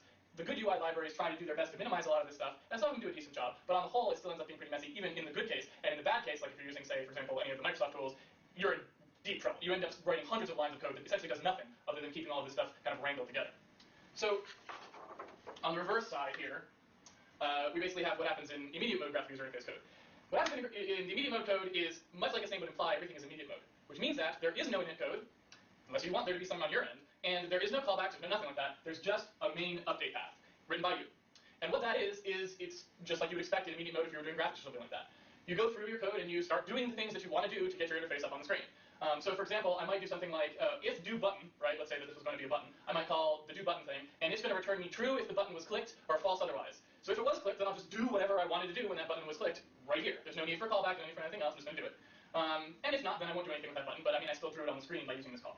And then I could do other things. I could have ifs that say, oh, if this state is this, then I'm going to do this, or I could do some kind of switch or call a function that does some other parts of the UI if I want to. I can have for and while loops. I can do a while loop and draw a button on each loop, whatever I want to do. And it's exactly akin to what you would do if you were doing immediate mode drawing, right?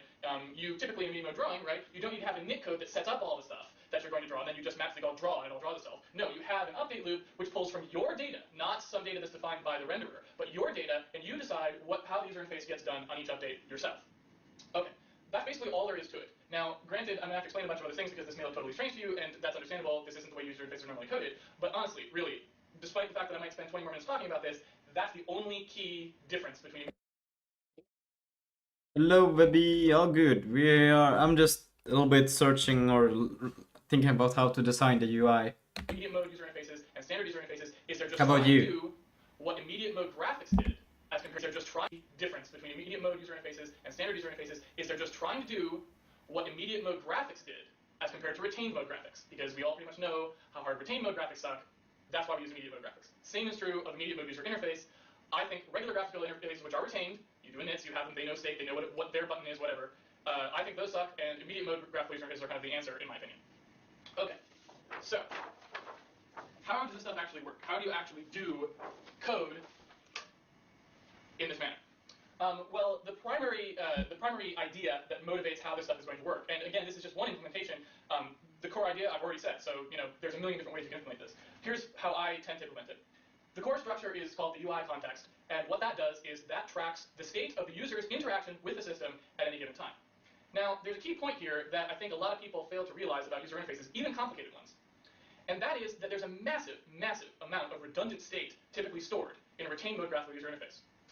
It's not uncommon at all for something like, say, an edit box in a user interface to retain all of the information necessary to edit the information in that edit box, even though the edit box is not being engaged by the user in any way at a particular time, right? So I have two edit. Have I used that DRM GUI?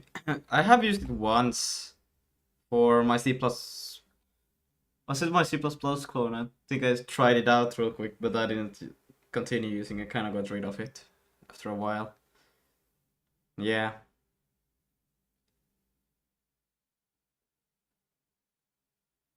It's based on this concept. Based. Ah, okay.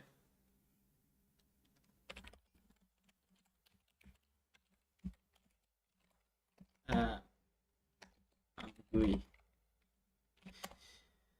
Da, da, da, da.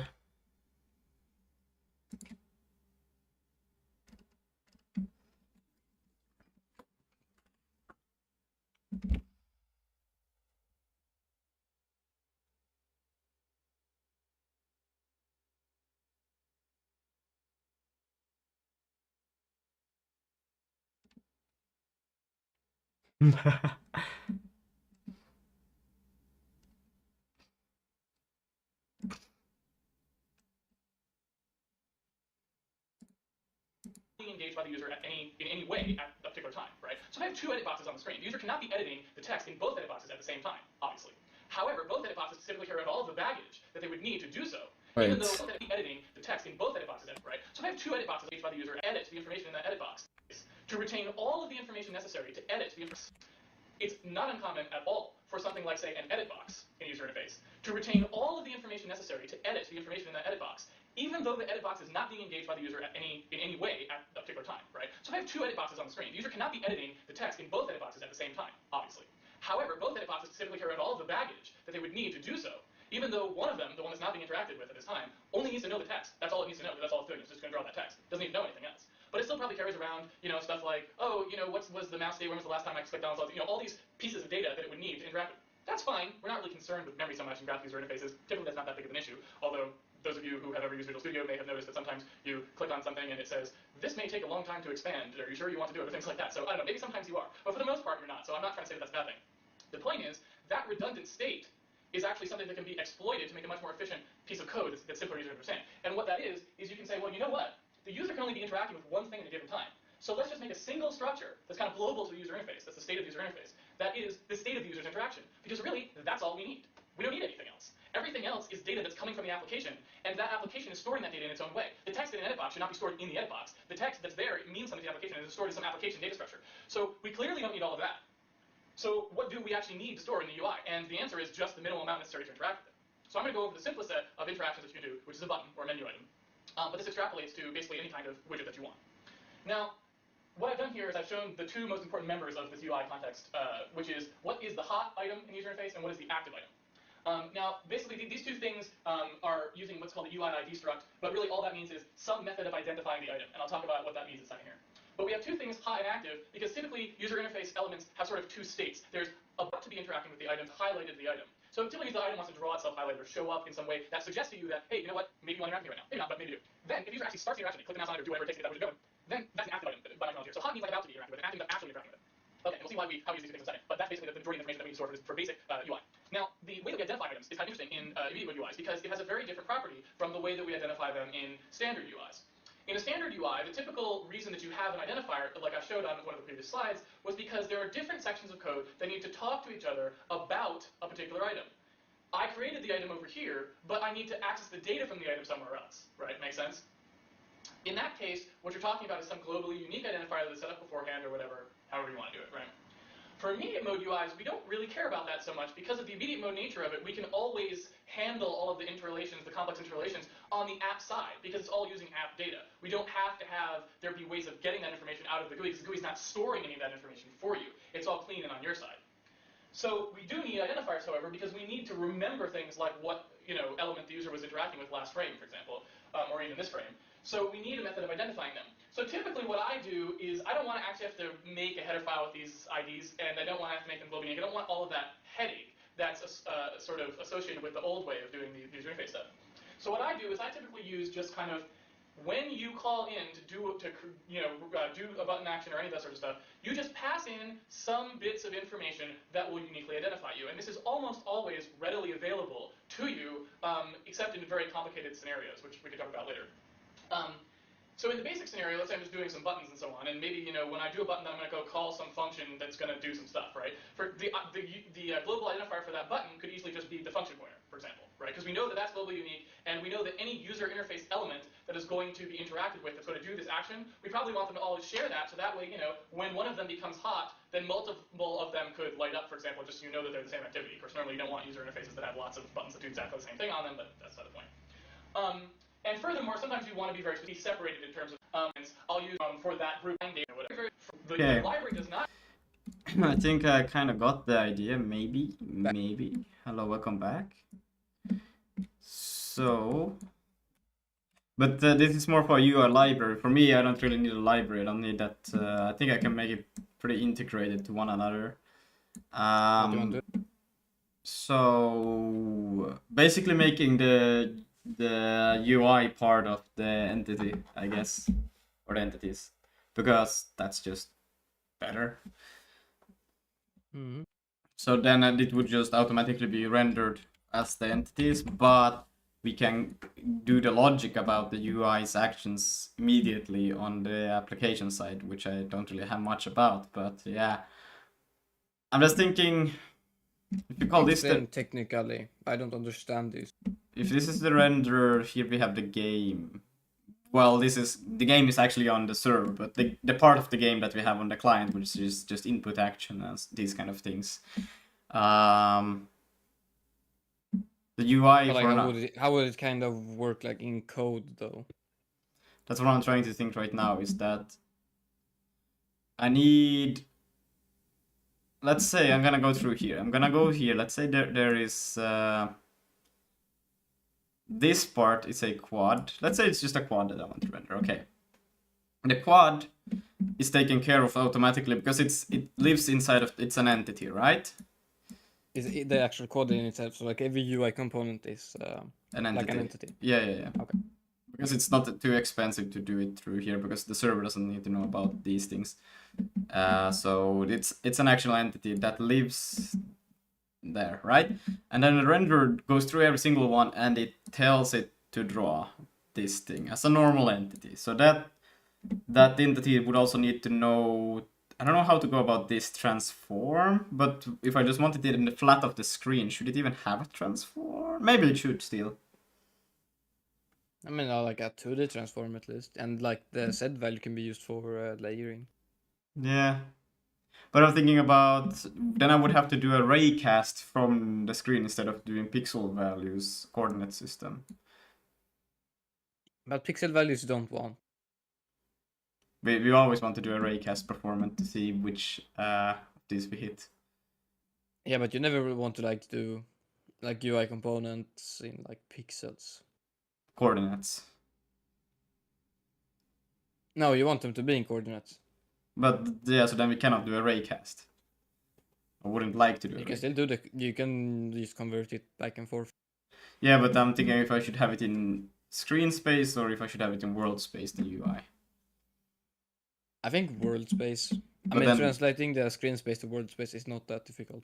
No, but I'm thinking about just how to perform if I'm clicking on it, or how do I render Screen this? to world, bro. Because if I don't have this thing, I would just always render it in the... I would provide... Well, I would have to provide something that still tells me where this entity is going to be rendered, or this UI component is going to be rendered. Well, what you do is you draw it like a nanometer away from the camera. Yeah, but what's then the... I guess I could take the forward vector of the camera and just put it straight in front of it. Yeah. Well, you said, like, let's say you want to have a cool shader effect for your camera. Mm-hmm. Maybe like a resolution change, right?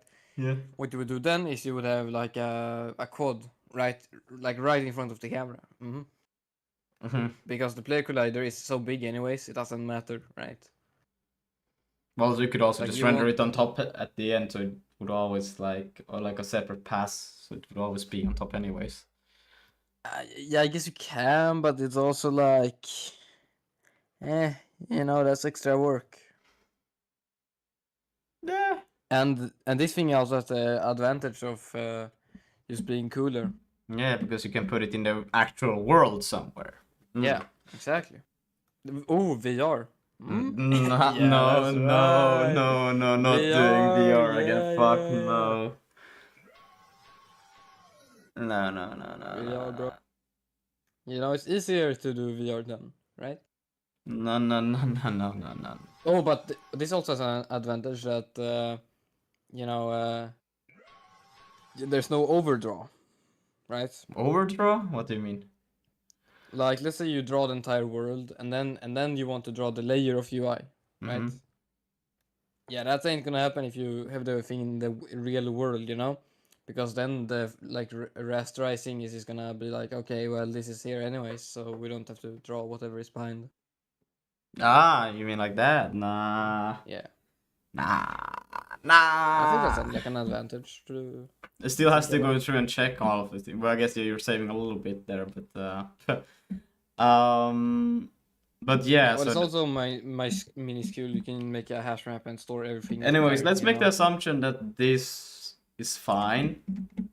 So then the rendering would just work with a quad, simple as that. Then in the game logic, I would just check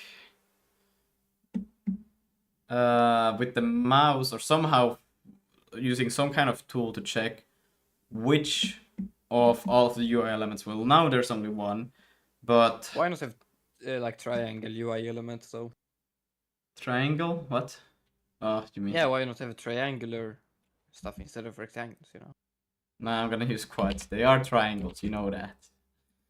Yeah, but it's one triangle. Ah, you just mean remove that? Yeah, no. No, I mean it's like it's not even a rectangle to your eye. It's just a triangle. Yeah, no, I know, but no, stop trolling. Stop trolling. What do you mean, bro? But That could be in fire. the game logic, you would have the somehow we need to figure out which UI element that is currently like by doing raycast every time and see which one it collides with or something like that. And then in the we have a UI context that stores that active or hot. It's both hot and active. I don't know why would it be separate? Hot and active, yeah. We store the ID structure of that one that it hits. And then when we go through the logic, we go through the update loop, and then we can do as he had here as an example with the, oh wow, can we get one word there? Do button. Well, he has this as a separate kind of like UI library abstraction, but I don't even need it as a separate one because I literally just have. Anyways, guys, pick me if you need me. Okay. By the way, this Lucas guy, yeah, don't listen to him. What the fuck? I'm talking with you No, and you. not you, bro. I mean Lucas. Oh yeah, but I'm talking with the four of us here. What the fuck? Yeah, that's right. All right. Well, I'm talking to you about these things, and then you're leaving. What? Well, okay, bro. I'm gonna be honest with you here. I was never listening. My guy. And the second truth is that I'm just your rubber ducky. So it's great. Continue. Yeah, I don't actually listen to the shit, alright? Like I just ask the questions and then you just solve it yourself. Oh, great. Yeah. Okay. Thanks, man. So you just pretend I am asking the questions, alright? Okay. Yeah. Yeah, we're not doing Like- object-oriented programming with global. Oh, okay. But yeah, so we'll have this kind of thing, and then in here we would have the in the game check. Is this one? Did they return on it? If the let's see, he had an. Yeah, if active, then do that, and then if for whatever. Okay. So we would have this one just return, go into the UI, it would check, for example, if it's a button that, or even if it's just a normal element, it would always go through there and then would see that, okay, this element is hot, and then it would return true. And then based on that, but what does that, we can do the game logic, but which one takes care of changing the,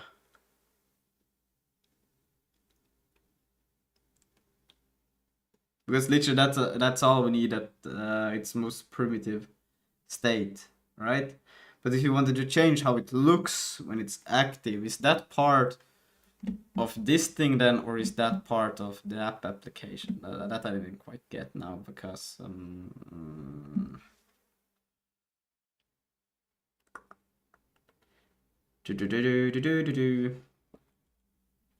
but yeah, this thing would just know,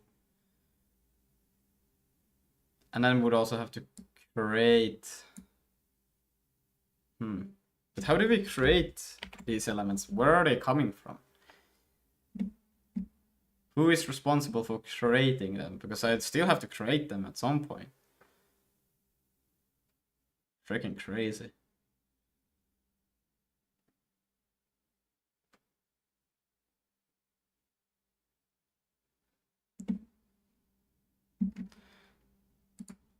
Is there something else? Handmade hero getting rid of OOP. Even graphic user interfaces. Let's see. What else can I find on that?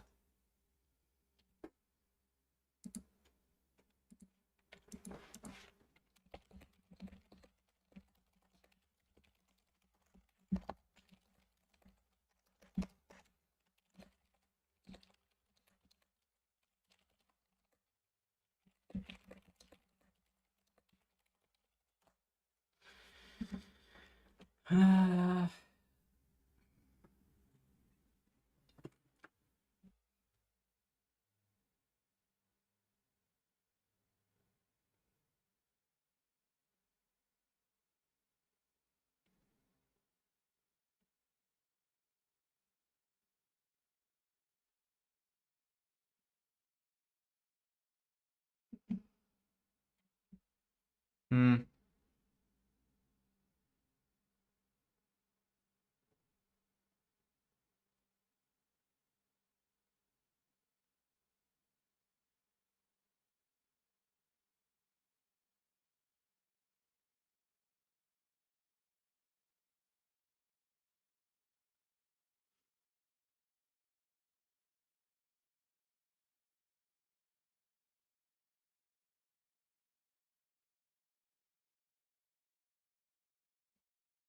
I'm trying to also GPT or GPT. It's not even GPT, it's plotting right now. See what it would suggest, because I'm not quite sure about it.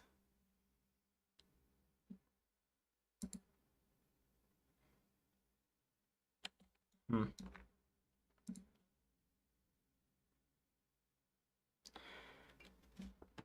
see, what is this? Okay, I hope it's good now. Let's see, I'm gonna take it over to here so you guys can also see. But I don't think that's each frame called this, it draws and returns when it was clicked. It draws. Draw rect hot color normal. Then you would just, because then you would have to draw text label. Where did you get the label from? Oh, it's from here.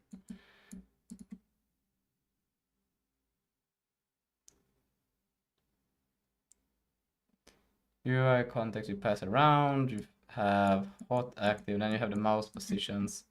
Each frame,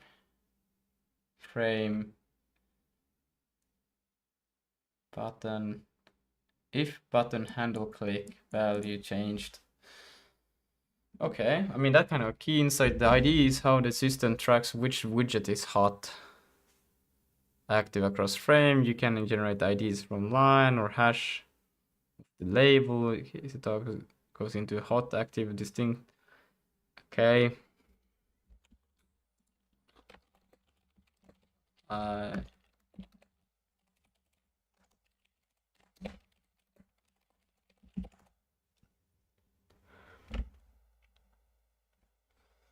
Table per widget, not line since the breaks dynamic. So you don't have like an actual. You just store the ID. What? That's so weird. I don't see how this makes sense, because if you just pass in 1, 2, then it comes in 1 here, you pass.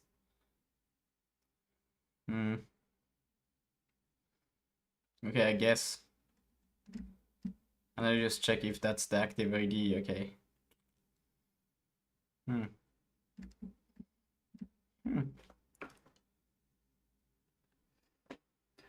And then, or pass an explicit ID.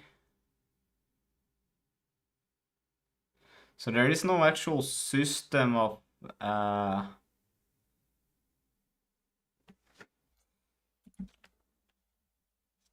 there is, oh.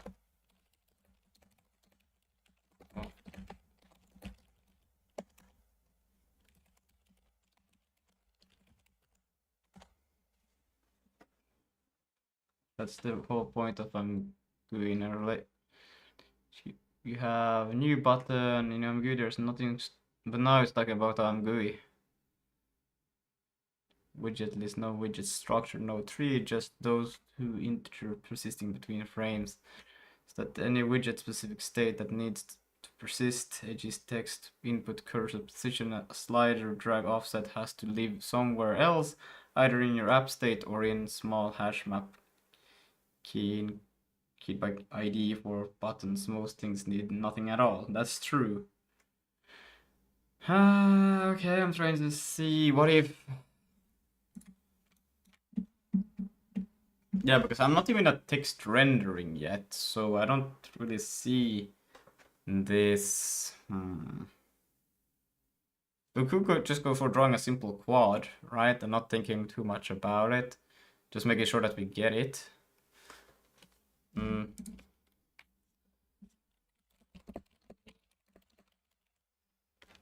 Use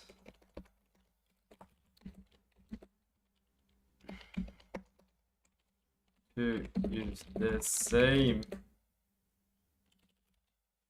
rendering for 3D as for the 2D UI.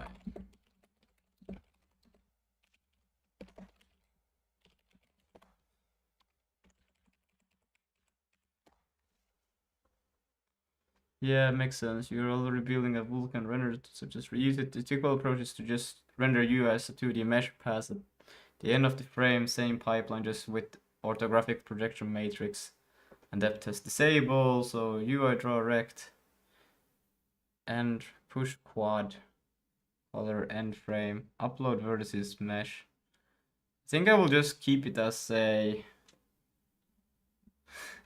Not gonna do that.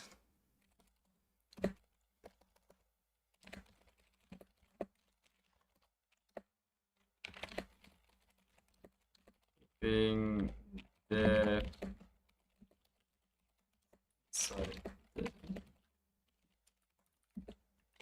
Yo, what's up, teacher? Yeah.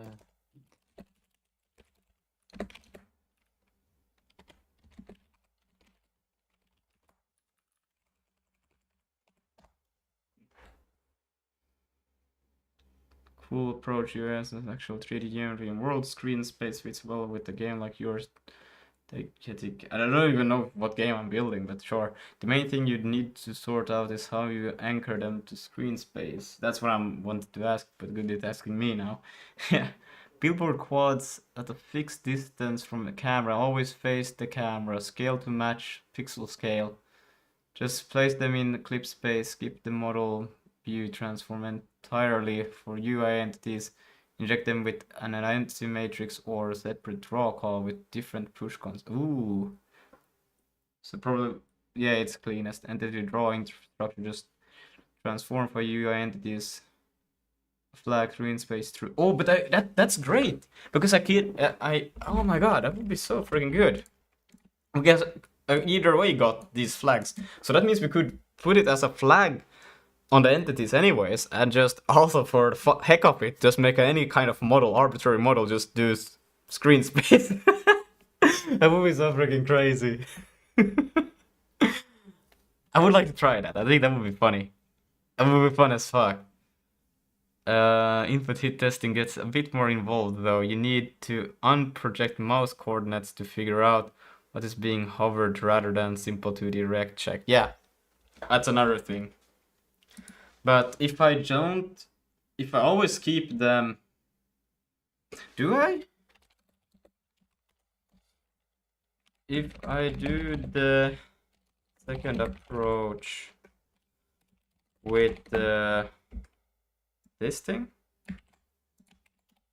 and use transform as pixel values, direct size pixel wanted. Well, maybe that's actually a bad approach. Yeah, you're right. They're in clip space screens pixel transforms, then heat testing is still just 2D direct check against mouse position. No on projection is needed, so it just works the same as simple GUI rect check. I don't know why it's such a fan of GUI, but sure. Then we need some kind of thing to tell that this is a UI element.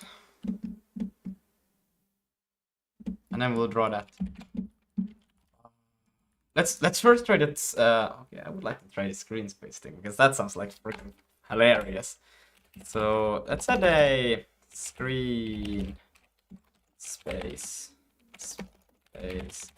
because I'm not quite sure either. Bool false by default always.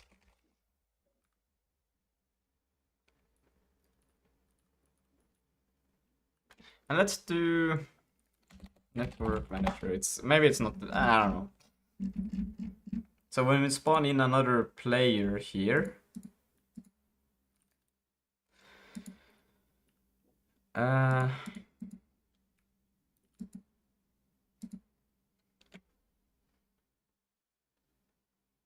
I doing this horrendously wrong? Maybe I am. Or bad, it's called.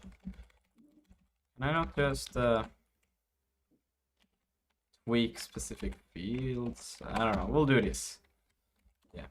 New entity dot flags dot space is true. Just to try it out. I think this will be funny. Then we can go to the renderer. Forgot about the music. Sorry, guys.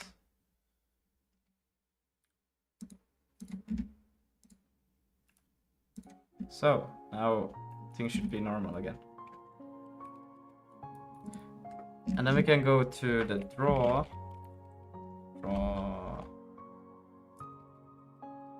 Too many of these things, but how should I make this smart now? Because I have it a little bit.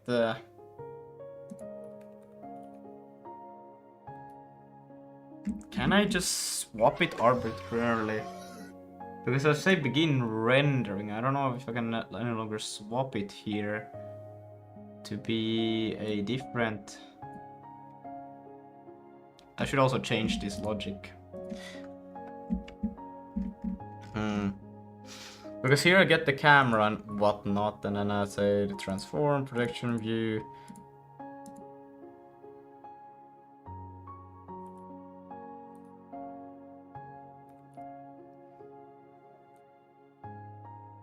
Projection view, and then I just say that this copy the data to here.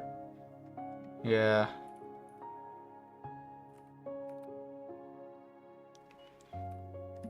And then current frame, and then it goes into drawing. Do you have to?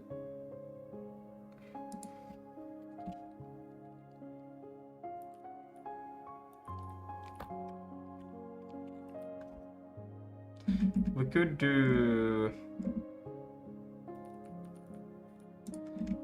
I'm not yet quite sure on this, but let's take this.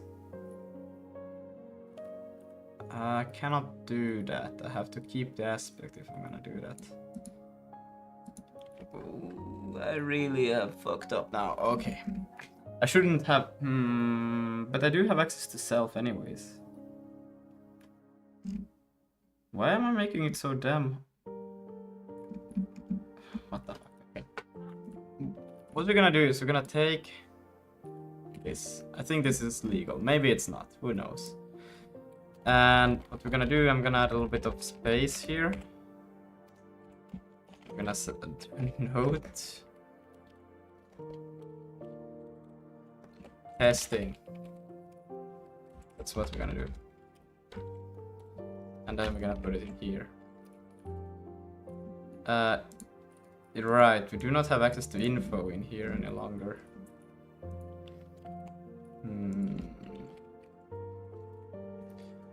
But I need to get the camera.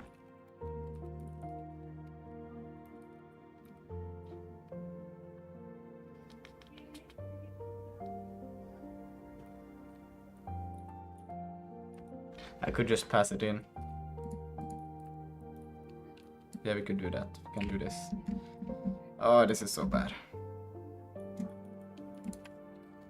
Do this. Get the camera. And... oh, this is so bad. I really hate it. I hate it so much. Camera. We'll do this. And then we'll take a pointer to...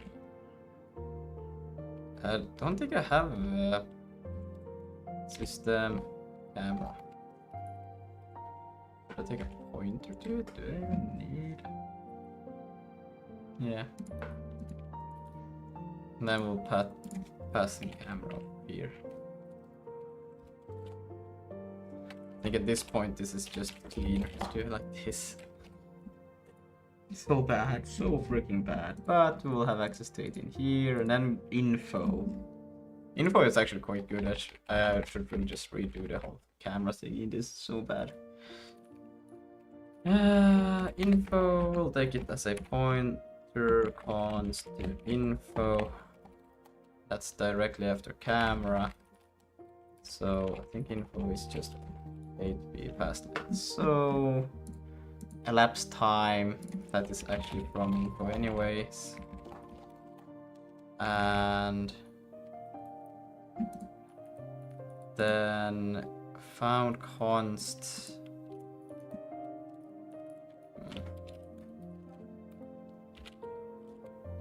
Can I change this one to that? Is that okay?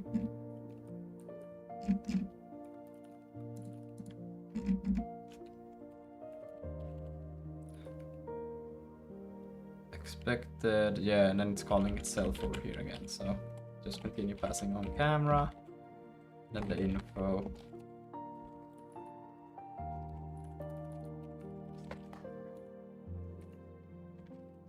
Funny that I call it stored children. I think this is where we could actually update it to now actually use the node to do the update and refreshing, because we would get rid of so much of this BS that I'm doing right now if we did that. But let's see, because what I wanted to do here is now with this information,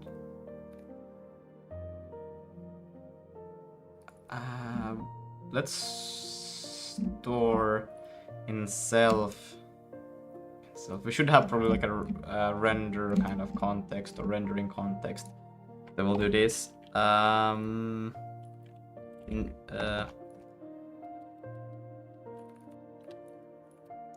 Screen space. Ooh. I'm thinking this isn't the most aesthetic way I know, but it's good enough.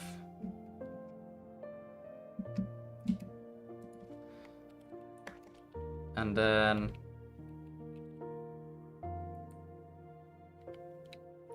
if I would have to do this once, I would get it right. Oh my god.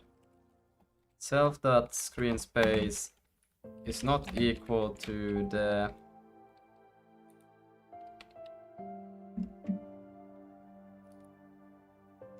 Do I have access to the entity here? I do not. Great. Okay, this is just getting it, making it worse and worse as I try to think this through. Okay.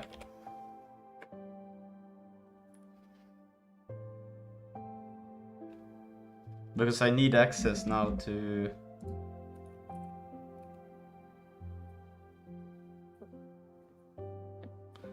the entity that I'm trying to draw.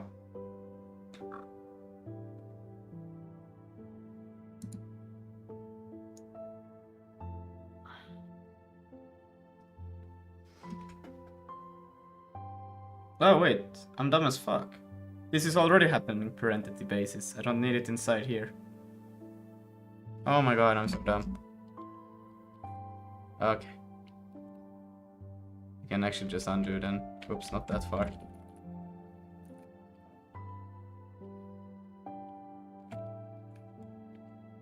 There. So then we can actually take this from here. Then we start drawing the entity.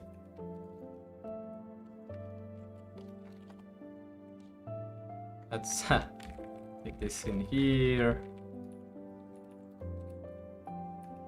We can still... why not just do this? Okay, and this we can do once before. We don't need to do this every update.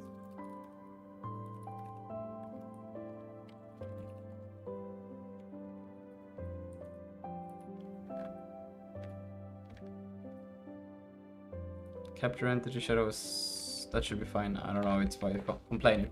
Anyways, we get this. We do this, and then we copy it to the current frame buffer GPU information. And what we'll do here, that this thing, we'll do a little bit of unnecessary computation. It's okay. We'll do an if, because we have access to entity dot flags dot screen space, then we'll do a dot. Okay, it doesn't seem to. Oh yeah, I cannot do that. And set matrix 42, or I could actually just make it a little bit more readable. Let's take it from here, like so. F32s, and then we can say just dot identity else that. Is that fine? I think that's fine. So if the screen space will be rendered as an identity, if it's not, then it won't. Now let's see how that what actually happens. And then we're starting Claude there, you know. Run.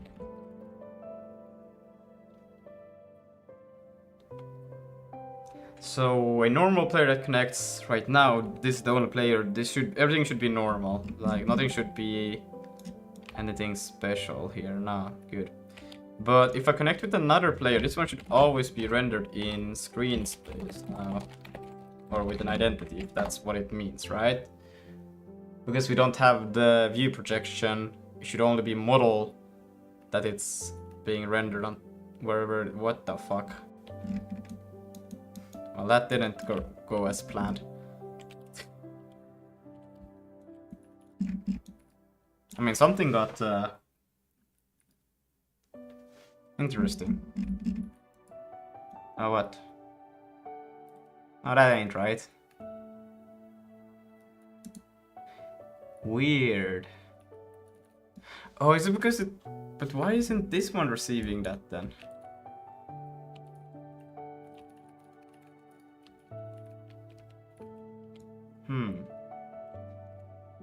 Is it because of the...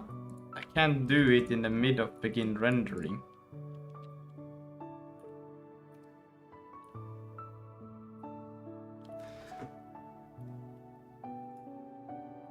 But how am I supposed to then change the push const or the data that goes to the...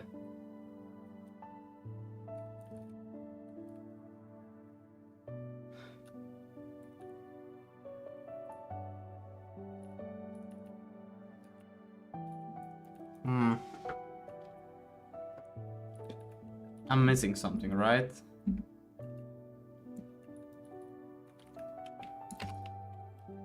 Let's see, maybe can I do it? I don't think I can. Can I?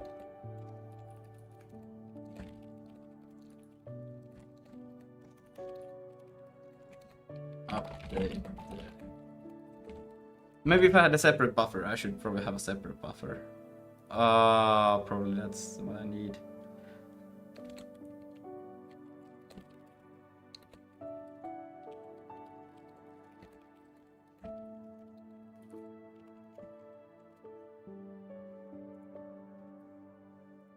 That's probably what I need. The issue is that you're updating GPU scene buffer every entity, which is wasteful, but more important, you're binding different projection per entity. That won't work. Buffer since it's shared. No, but it's I want the identity when it's I think it doesn't understand what I try to accomplish with that. The clean fix is just to use push constant for per entity transform instead. But I'm still not gonna fix the problem. Nah, what the fuck? Per entity matrix. Projection view. Shader vertex bits. What? Add and move the projection view calculation outside the loop since it's the same for all. Oh my god, that's brother, it's dumb. Let's go in here instead. Let's do a here client plot. Because this one will have more context of what I'm trying to accomplish. How can I change so the projection view is identity when it is space?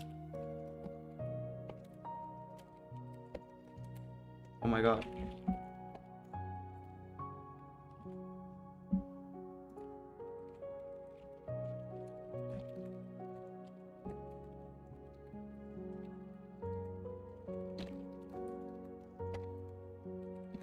Change the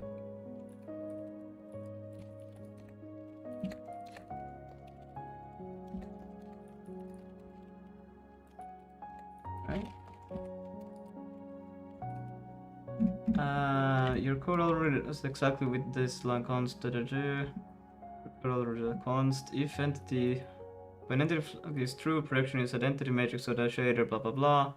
Mechanism is fine. The thing to be aware of is that identity actually means for your vertices and identity view projection means your vertex position are being clip. That's actually not what you want for UI screen element because you have to auto geometry and what the fuck does NDC stand for? I always forget. A few common refinements. If you want to keep identity author your screen space mesh directly, if you want pixel coordinates, use orthographic projection instead. Identity. Yes. Orthographic.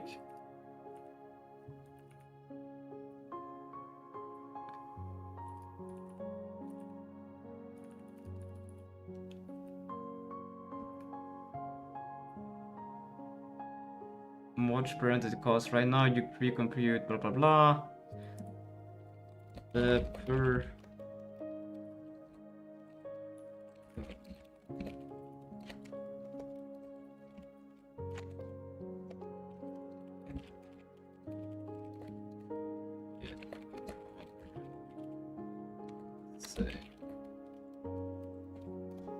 okay, but that's yeah, probably I should do that instead.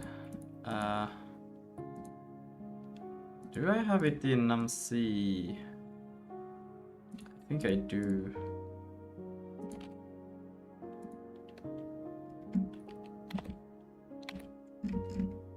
But not perspective. Orthographic here, but I think this one was incorrect. Let's check that. Go back to Vulkan and look at We got over here.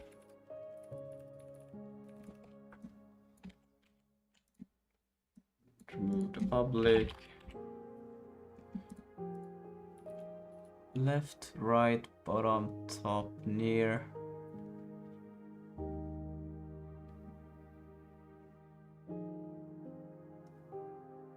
Does it say which one is what here? What the fuck?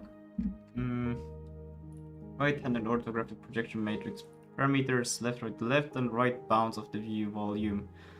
Top, bottom, bounds, near, far. Okay.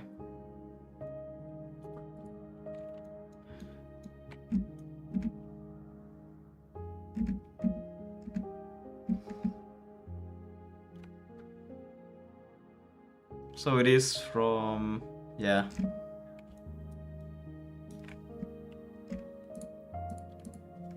I'm gonna tell it to be F32s.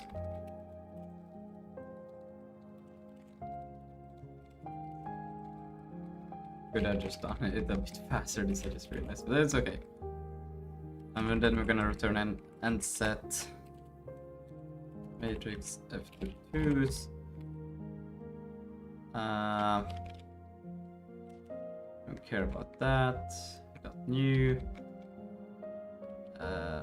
Right minus left divided by 2. I think that looks alright. Top, bottom, far, near.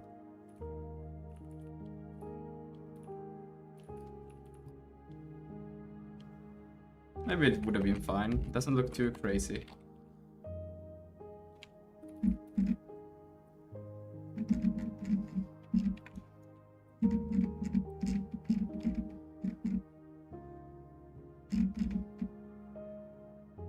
But I don't think that's still need. Do I need orthographic?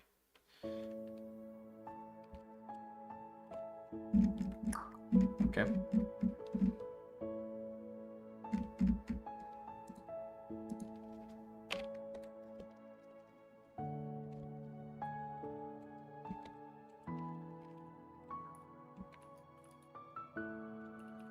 Then left and then right is width. So self.swap chain for image extent width. Then we have height. Self.swap chain dot draw image extent height. And then the depth 0.01 or something. I think you need at least some values. I'll do it here. 0.01, I do it also there. 0.01 and then 1000. And let's also add a comma here just so we can get a bit cleaner. That's gonna expected found u32 at float from int.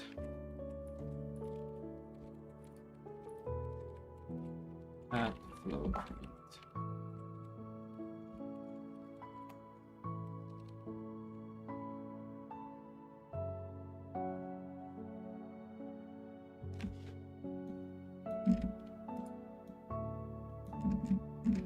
It works for a moment, but then it just goes complete black. I think it because it does it for all of them, even though it shouldn't. It's interesting that it's fine for this top one here. Let's see what it suggests, because I think it's that it's overriding all of them before it does the drawing, that it doesn't keep track on what it should be. Let's see. Oh, what the fuck. Since it's classic Vulkan trap and it's not about the matrix. In your loop, you do this for each entity. Current. Yes, then record draw command for this entity. But Vulkan draw command only records a command into the command buffer. It doesn't execute them. Yep. The GPU executes everything later on. Once when the command buffer is submitted at the point every draw reads from same GPU scene buffer memory, which now holds the whatever you wrote last. So all entities surrender with that final entity projection view. Yep. Writing the same buffer between oh, that's why, because this one got the player before. anything else. But this one is last in the list.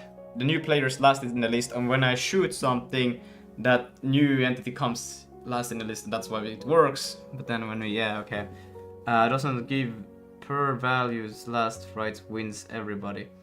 Let me look at how draw loop describe. I think we should create a separate buffer, right? That's to confirm that the baba line every entity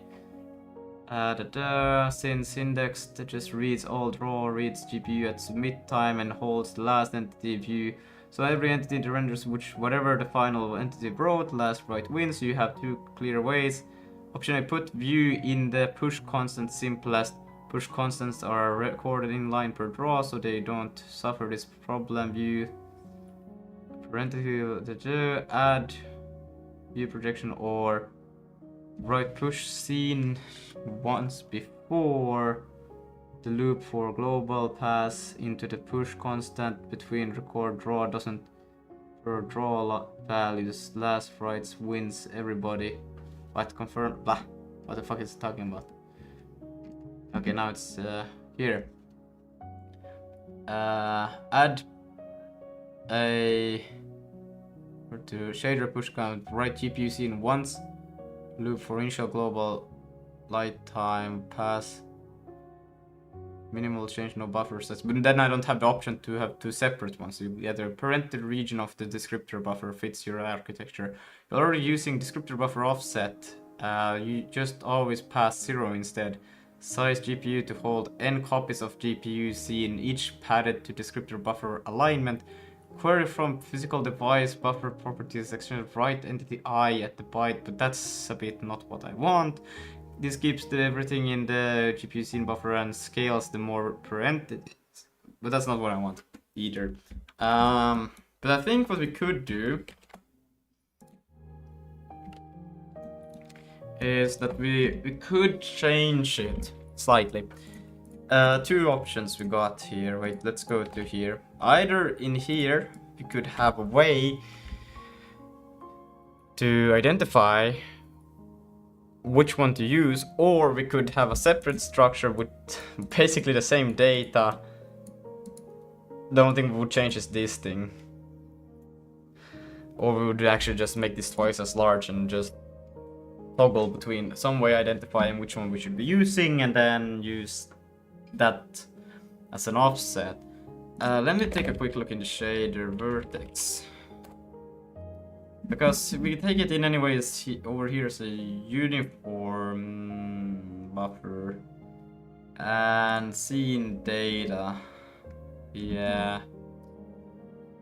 I'm not quite sure. Huh.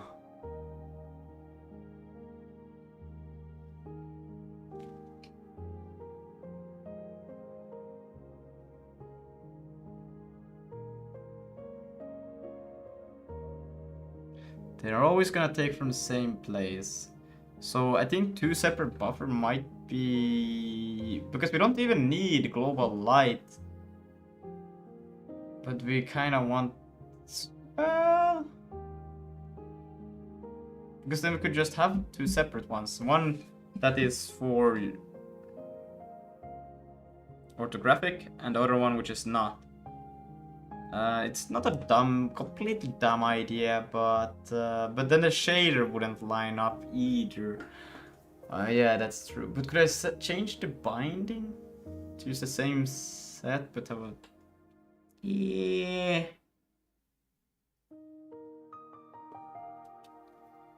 Because I don't want a separate... maybe we should have a separate shaders. Why not? Like a separate shader for orthographic rendering. But then I would have to change a lot more than I'm thinking right now, which would lead to other funny problems.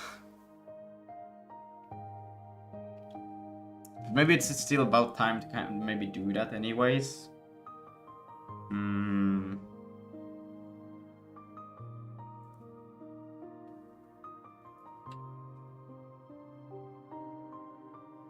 Still kind of interesting that it doesn't actually draw... wait, let me reset.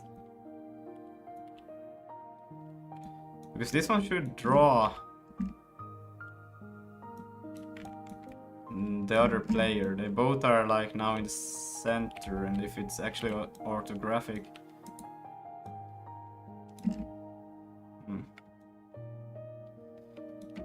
Because they're in the center of everything now, but it's still not being drawn. What would be smart? What would be smart? Maybe I just...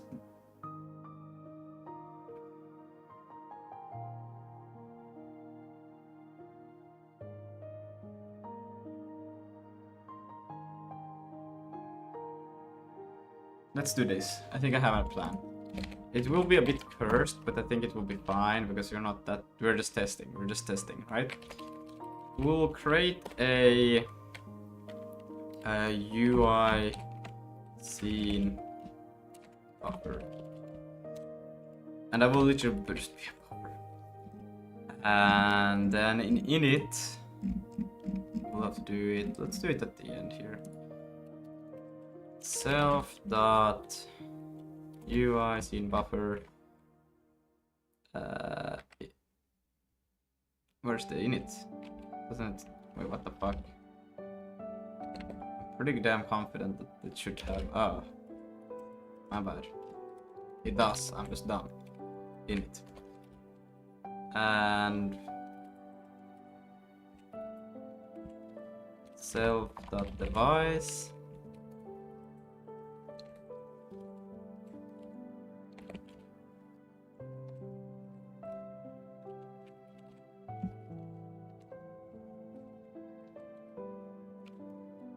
And then self.vma. Then the type, which will be from swap chain, frame data, GPU scene. And the amount is 1. Usage flags. I don't remember these. Let's go quick swap, check it out. It's literally all of this that I'm doing here, so let's just copy this and then go back. Paste it there. I accidentally took that one with me, so. And then that. And then in the init, we can do self.buffer init self.vma, like so. And if we save this, be fine. And then when we get down, okay, there's an error somewhere. Try.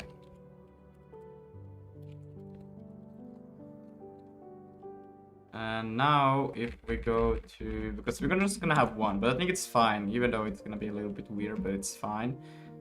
And instead of doing all of this with that thing, we'll take, let's see, what I was doing the stupid thing over here. Good. So we'll take this again. It's fine to be doing it outside. So we can do this, we can put it here as it used to be. And that's okay. We will have to do a shit. Actually, wait, hold on a minute. Wait. Yeah, we have to do this on every render update, actually. Shit. Let's just say that let's just do this. Right. We'll just assign it to this. We'll just get, this is what we always have. We're just gonna continue doing that. So we'll get the projection view, we'll push this to here, but then we'll also do, and this is what we'll do here. We'll take this, and we don't gonna ask this, yes. Const ortho. I'm just gonna call it ortho, that makes sense. And we're gonna remove the else. Maybe it needs to be a bar. And it's pretty much the same thing here, but we're not gonna do that actually. Fuck. Self.UI buffer copy. And it's gonna be the same thing as there, but this one is gonna be slightly different.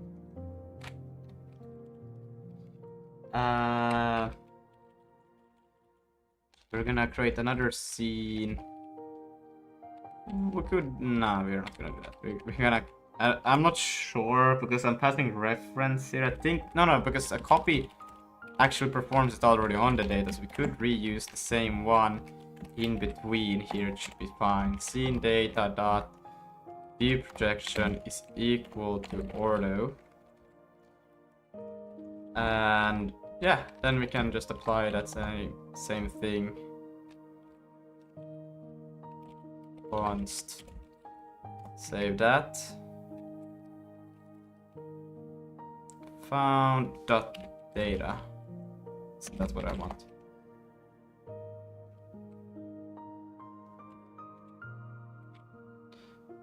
I think that's fine.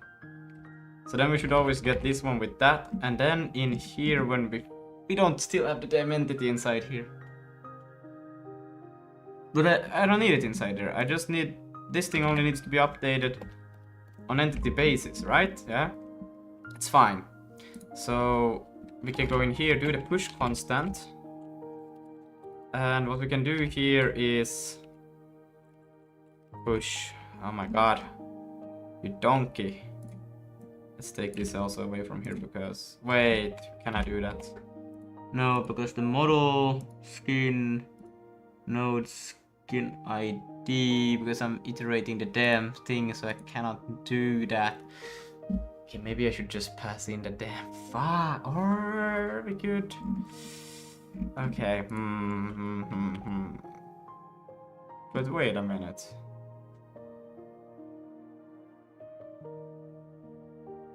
Yeah, but that push constant.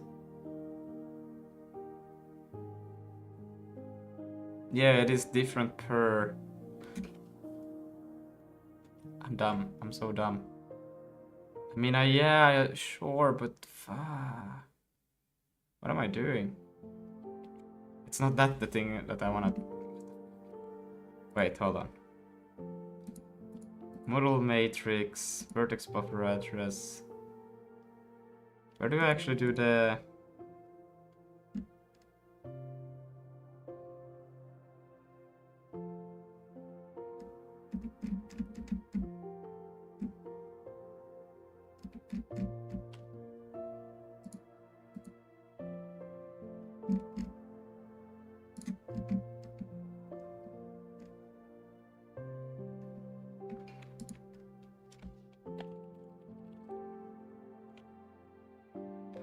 It's this thing that I want to change. But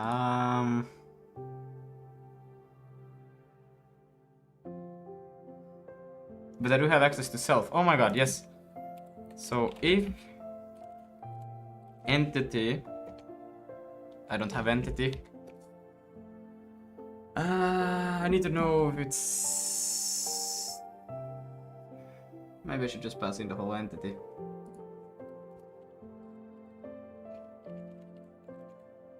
Pointer to entity system.entity, and then it's right after here entity,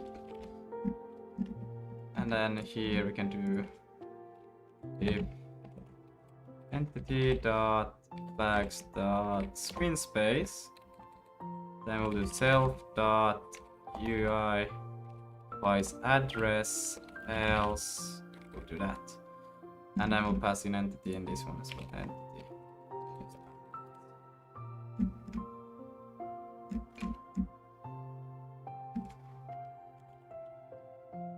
And that did it in the wrong order. It's okay.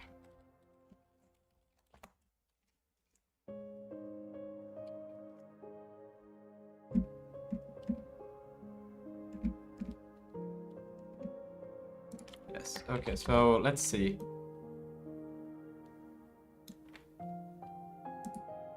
I think it should have triggered. Yes, okay. So, neither of the players sees one another right now. Which is kind of what I wanted, but they should still see each other on the screen. They should see like the other player moving around. Or like, that's what I'm thinking I should have accomplished right now. But that's not what I do. And why is that?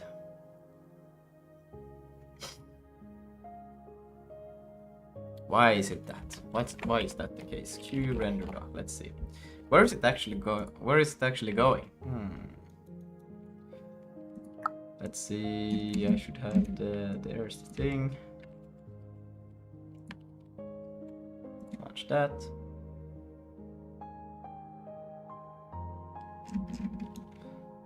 Damn, I didn't do it with the.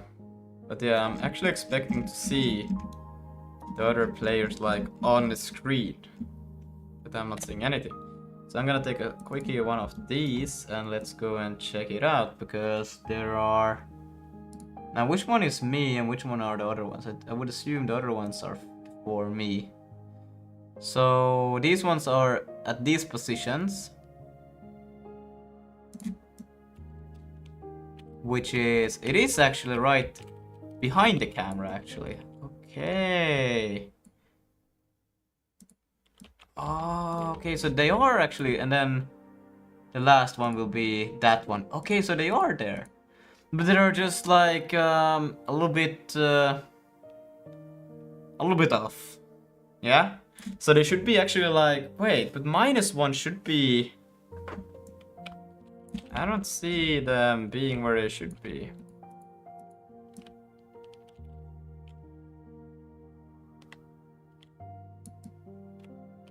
Yeah, they're outside, but isn't minus. Okay, I mean, we could try. Let's see. Can you put a negative value on near? Let's say -2. Worst case scenario, my application crashes, right? It's the worst case scenario. It could possibly happen. I think it didn't quite understand the hot reload. Let's see. And if I have a -2, I think it should. Then if they are actually like on a, no, still nothing. But I think that should at least give a valid one, maybe. Let's see. Let's take this one. And let's go to mesh view. Well, I don't know where it is at now. Oh. GL position is still -1-ish. Where's my frosting? Why is it on my camera? I think it should be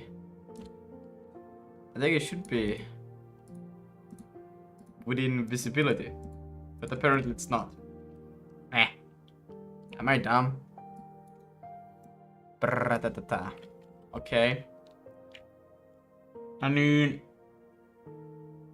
I am multiplying it with the offset, but the offset is not, it's only in the height, it's not in the actual, so I still think it should actually be in front. Unless if I need to multiply it by the view as well. But I wouldn't. Why would I have to do that? Because then we are putting it back into. And we need a second one. And now we should actually start to see normal, just orthographically for these other players, which would be interesting. If it works. Well, maybe I have it wrong, the projection or the matrix anyways. Like it could be that, right? Let's see, I think we should see the other players somewhere now. No? Oh wait. There they are! Oh my god! You guys see that? I see that. There's like at the top of the corner for some reason. It's like, where are they? Where? I think that's not quite right. That's not it. That's not it. That's not what I want. They are like up there for some reason. That's, I mean, I don't know even if this is close to what I want. Why are they there? What the fuck? Okay, let's see. I probably got the logic just wrong here somewhere. Let's see if I just change this one back to 0.01. And then what we'll do is we'll go to the logic of this function. And is it supposed to have this divided by 2? Let's see what happens if I remove it. Like, I don't know. I genuinely don't know. Let's see if we just do that, and what will happen.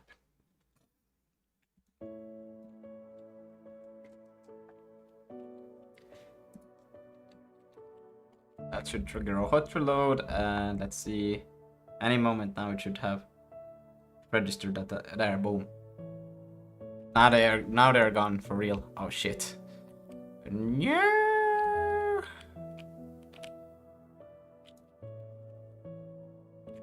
Where are they now then? Let's see if I go here and I do another screenshot. A screenshot snapshot. Let's see, we'll take this thing, and they are nowhere to be seen. Nah, that's great. Oh yeah, that's 2000. That's quite a far away. 64,000? Nah.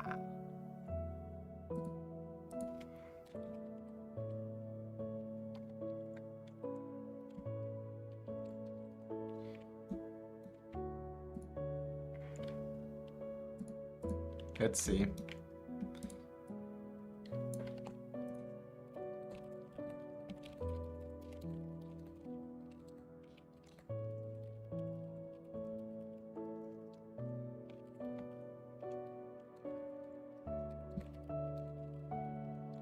Or is it just that the size is so small? Oh my god.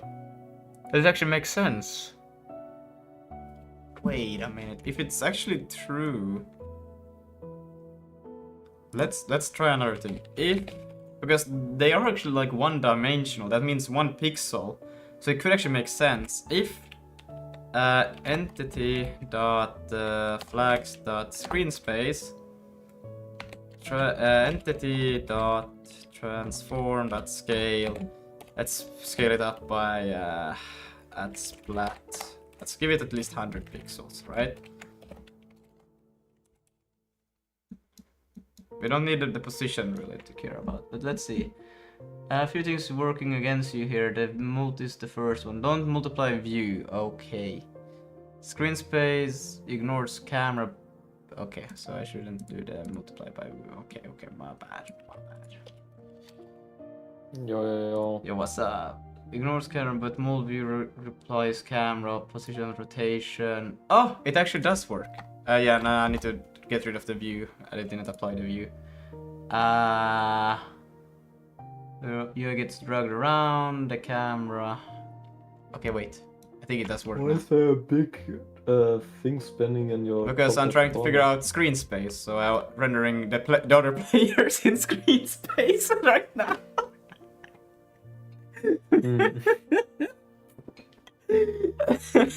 And it works. It's great.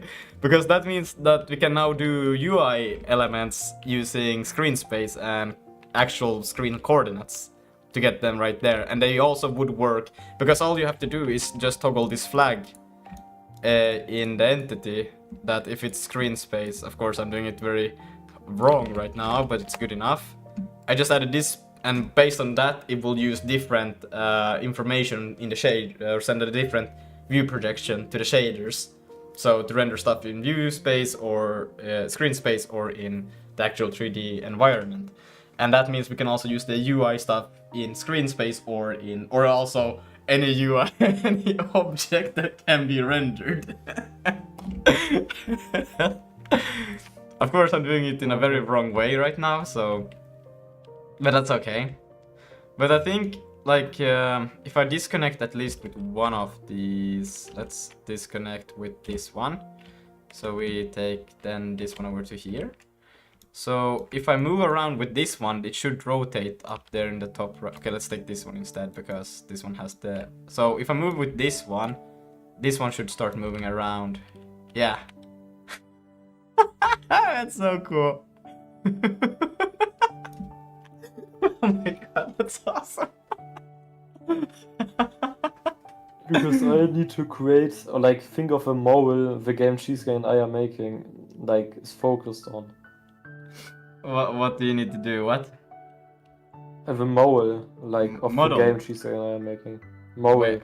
Like for example like something that the game teaches you, you know, because it's gonna be like single player story game. Yeah. So like something like a book, right? Like a book has like a certain like intention it wants to give to the reader, right? Like Yeah. like a yeah, and that's what I need to think of right now. But I'm not really good at it, not gonna lie. I mean, you could. I don't know what's the game about. It's like the only thing we kind of know right now is that's like a 2D fast-paced single player story game. That's all you know. You don't know, but what's there to teach if there is nothing to? That's the core idea. No, because we're gonna build the game around this like mole, right? Like You're gonna build the game around this model. mole. Mole. What? Really? How should I write? I'll send it to you.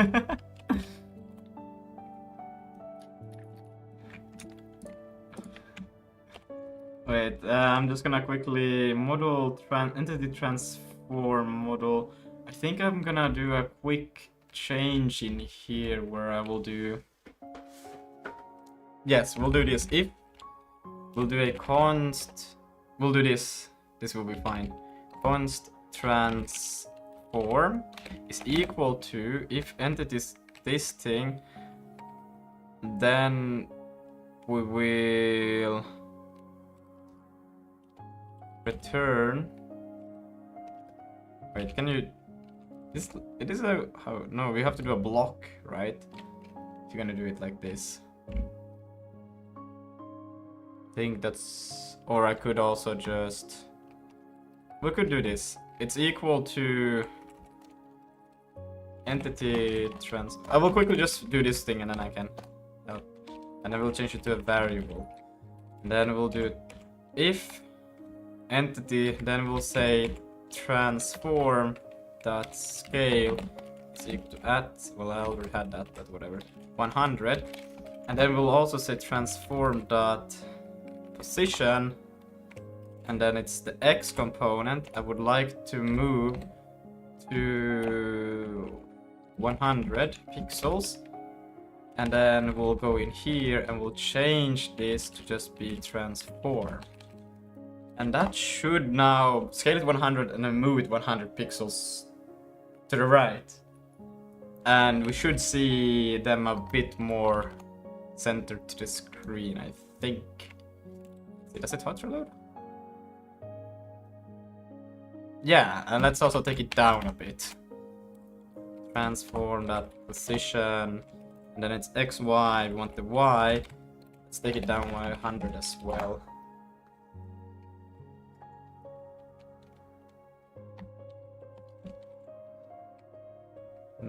Did not.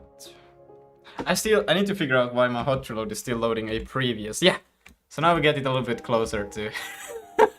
So now you see the other players in the top left corner in screen space. That's so fire. Look, if I rotate, because the left one is illustrating the right one.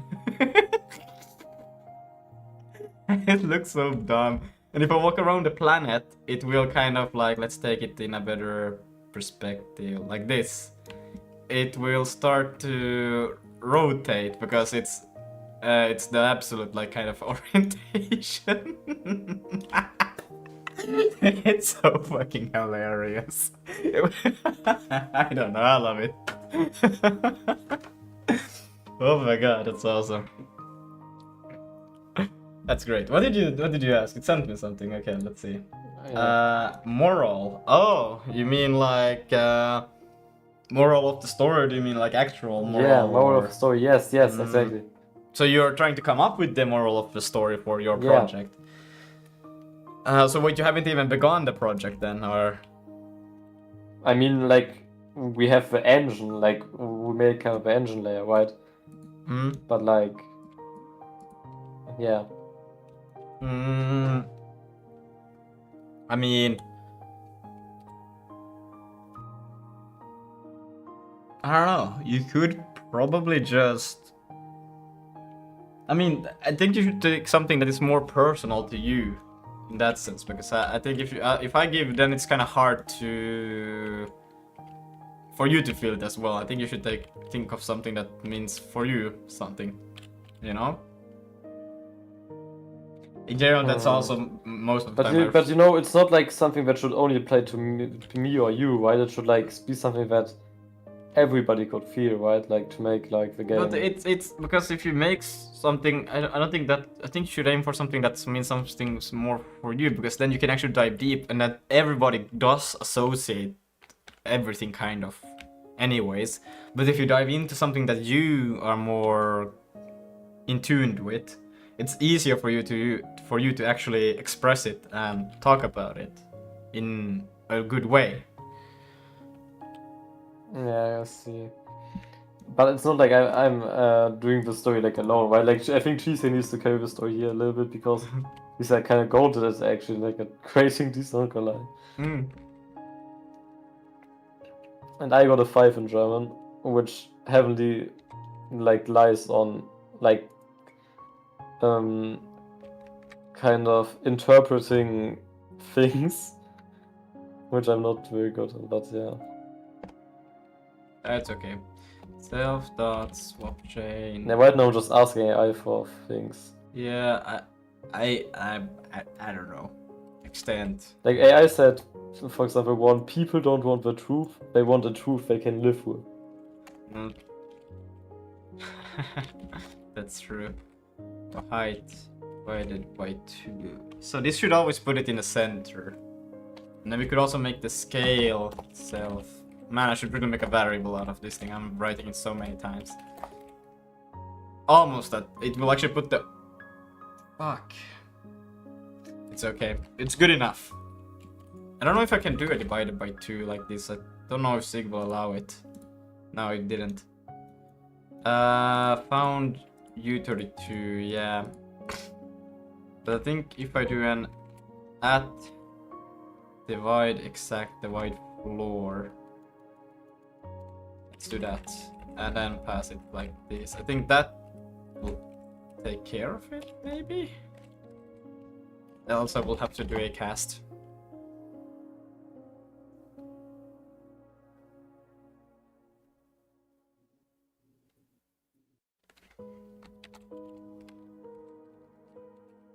No, it doesn't like it. So expected after to find U32, and that is this thing, I would assume, yeah. So add float from int.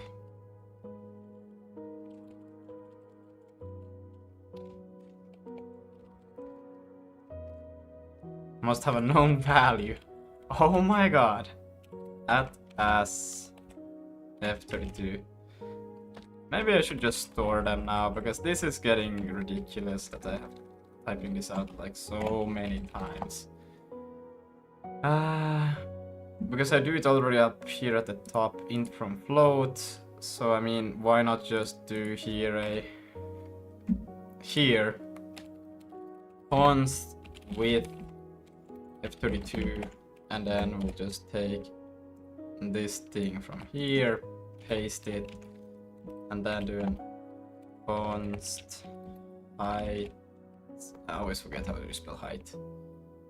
It's GTA.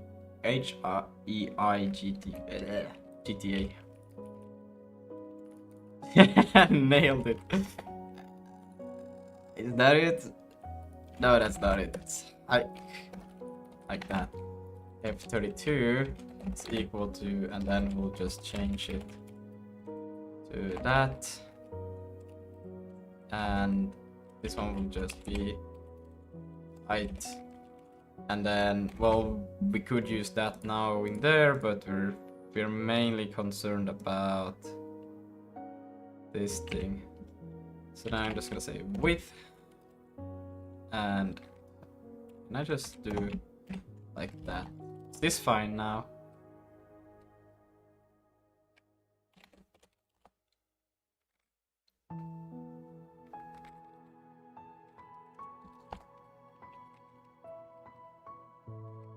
Okay, that's fine. So then we can just do this. I'm actually having so weird of a fun time right now with this. I shouldn't, but I just want to do it because it's hilarious. They should kind of put it in the center, yep. And it scales with that. Are you seeing this? Wait, give me a sec. I'm right now in a logged in visualizing okay. cheesecake. Sorry. His idea, I mean. Yeah.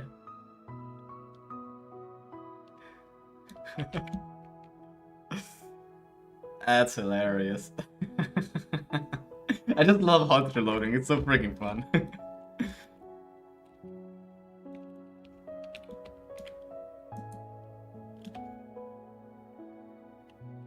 Yo, the bells. Tell me. Yeah, 1 second here. I'm One. gonna send you something. No, look at this, Right. look at this. Yeah, I'm looking. Very nice. Yeah, it's screen space. I'm rendering the other players in screen space. Oh, that's why it's so funky. Yeah, look at, I wonder what happens if I connect another player, because I think now they should have two in the... They're gonna start running faster also. So fucked up.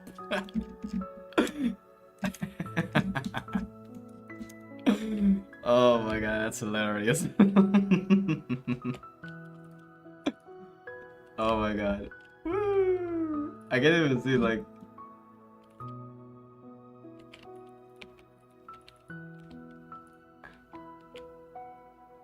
I think this one's projection matrix is really wrong. Because it's interesting. But this one is still fine. Yeah, I don't know. That's so funny.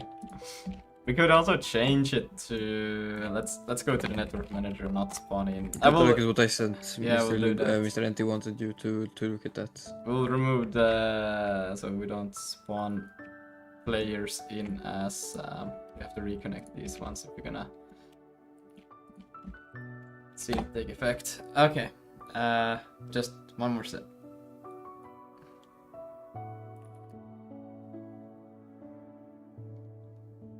There. Amazing.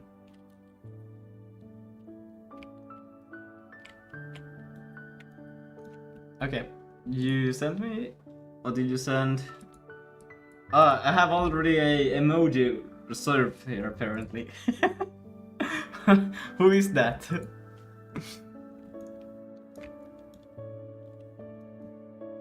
Hello?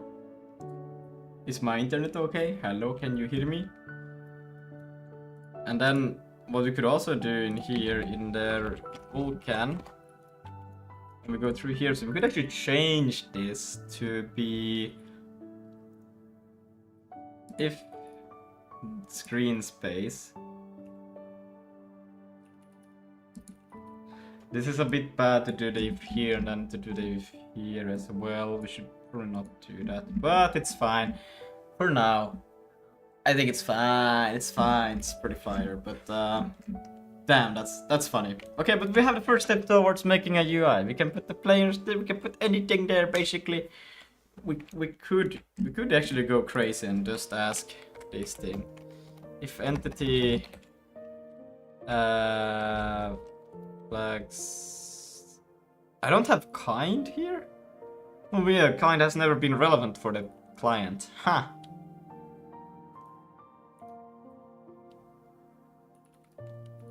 I never thought about it. I will keep it like that. But yeah. I think tomorrow we'll continue on then with rendering some quads maybe or something. I don't know. I will think about it. But I think we're getting on a good track with this now because we have that. I just need to think about this system a little bit more. But now we have a way kind of to actually put stuff in screen space if the entity has a flag, and I think that's a great start. Yeah, I will also be able to sleep a little bit on this, but I'm gonna hit chest tomorrow. Alright, that will be it. Thank you, the whopping 5 people for watching. We will continue tomorrow, yeah. We will do that. Then I will have to be gone for the weekend. Family stuff. Alright. Bye bye, take care, Bye. good night.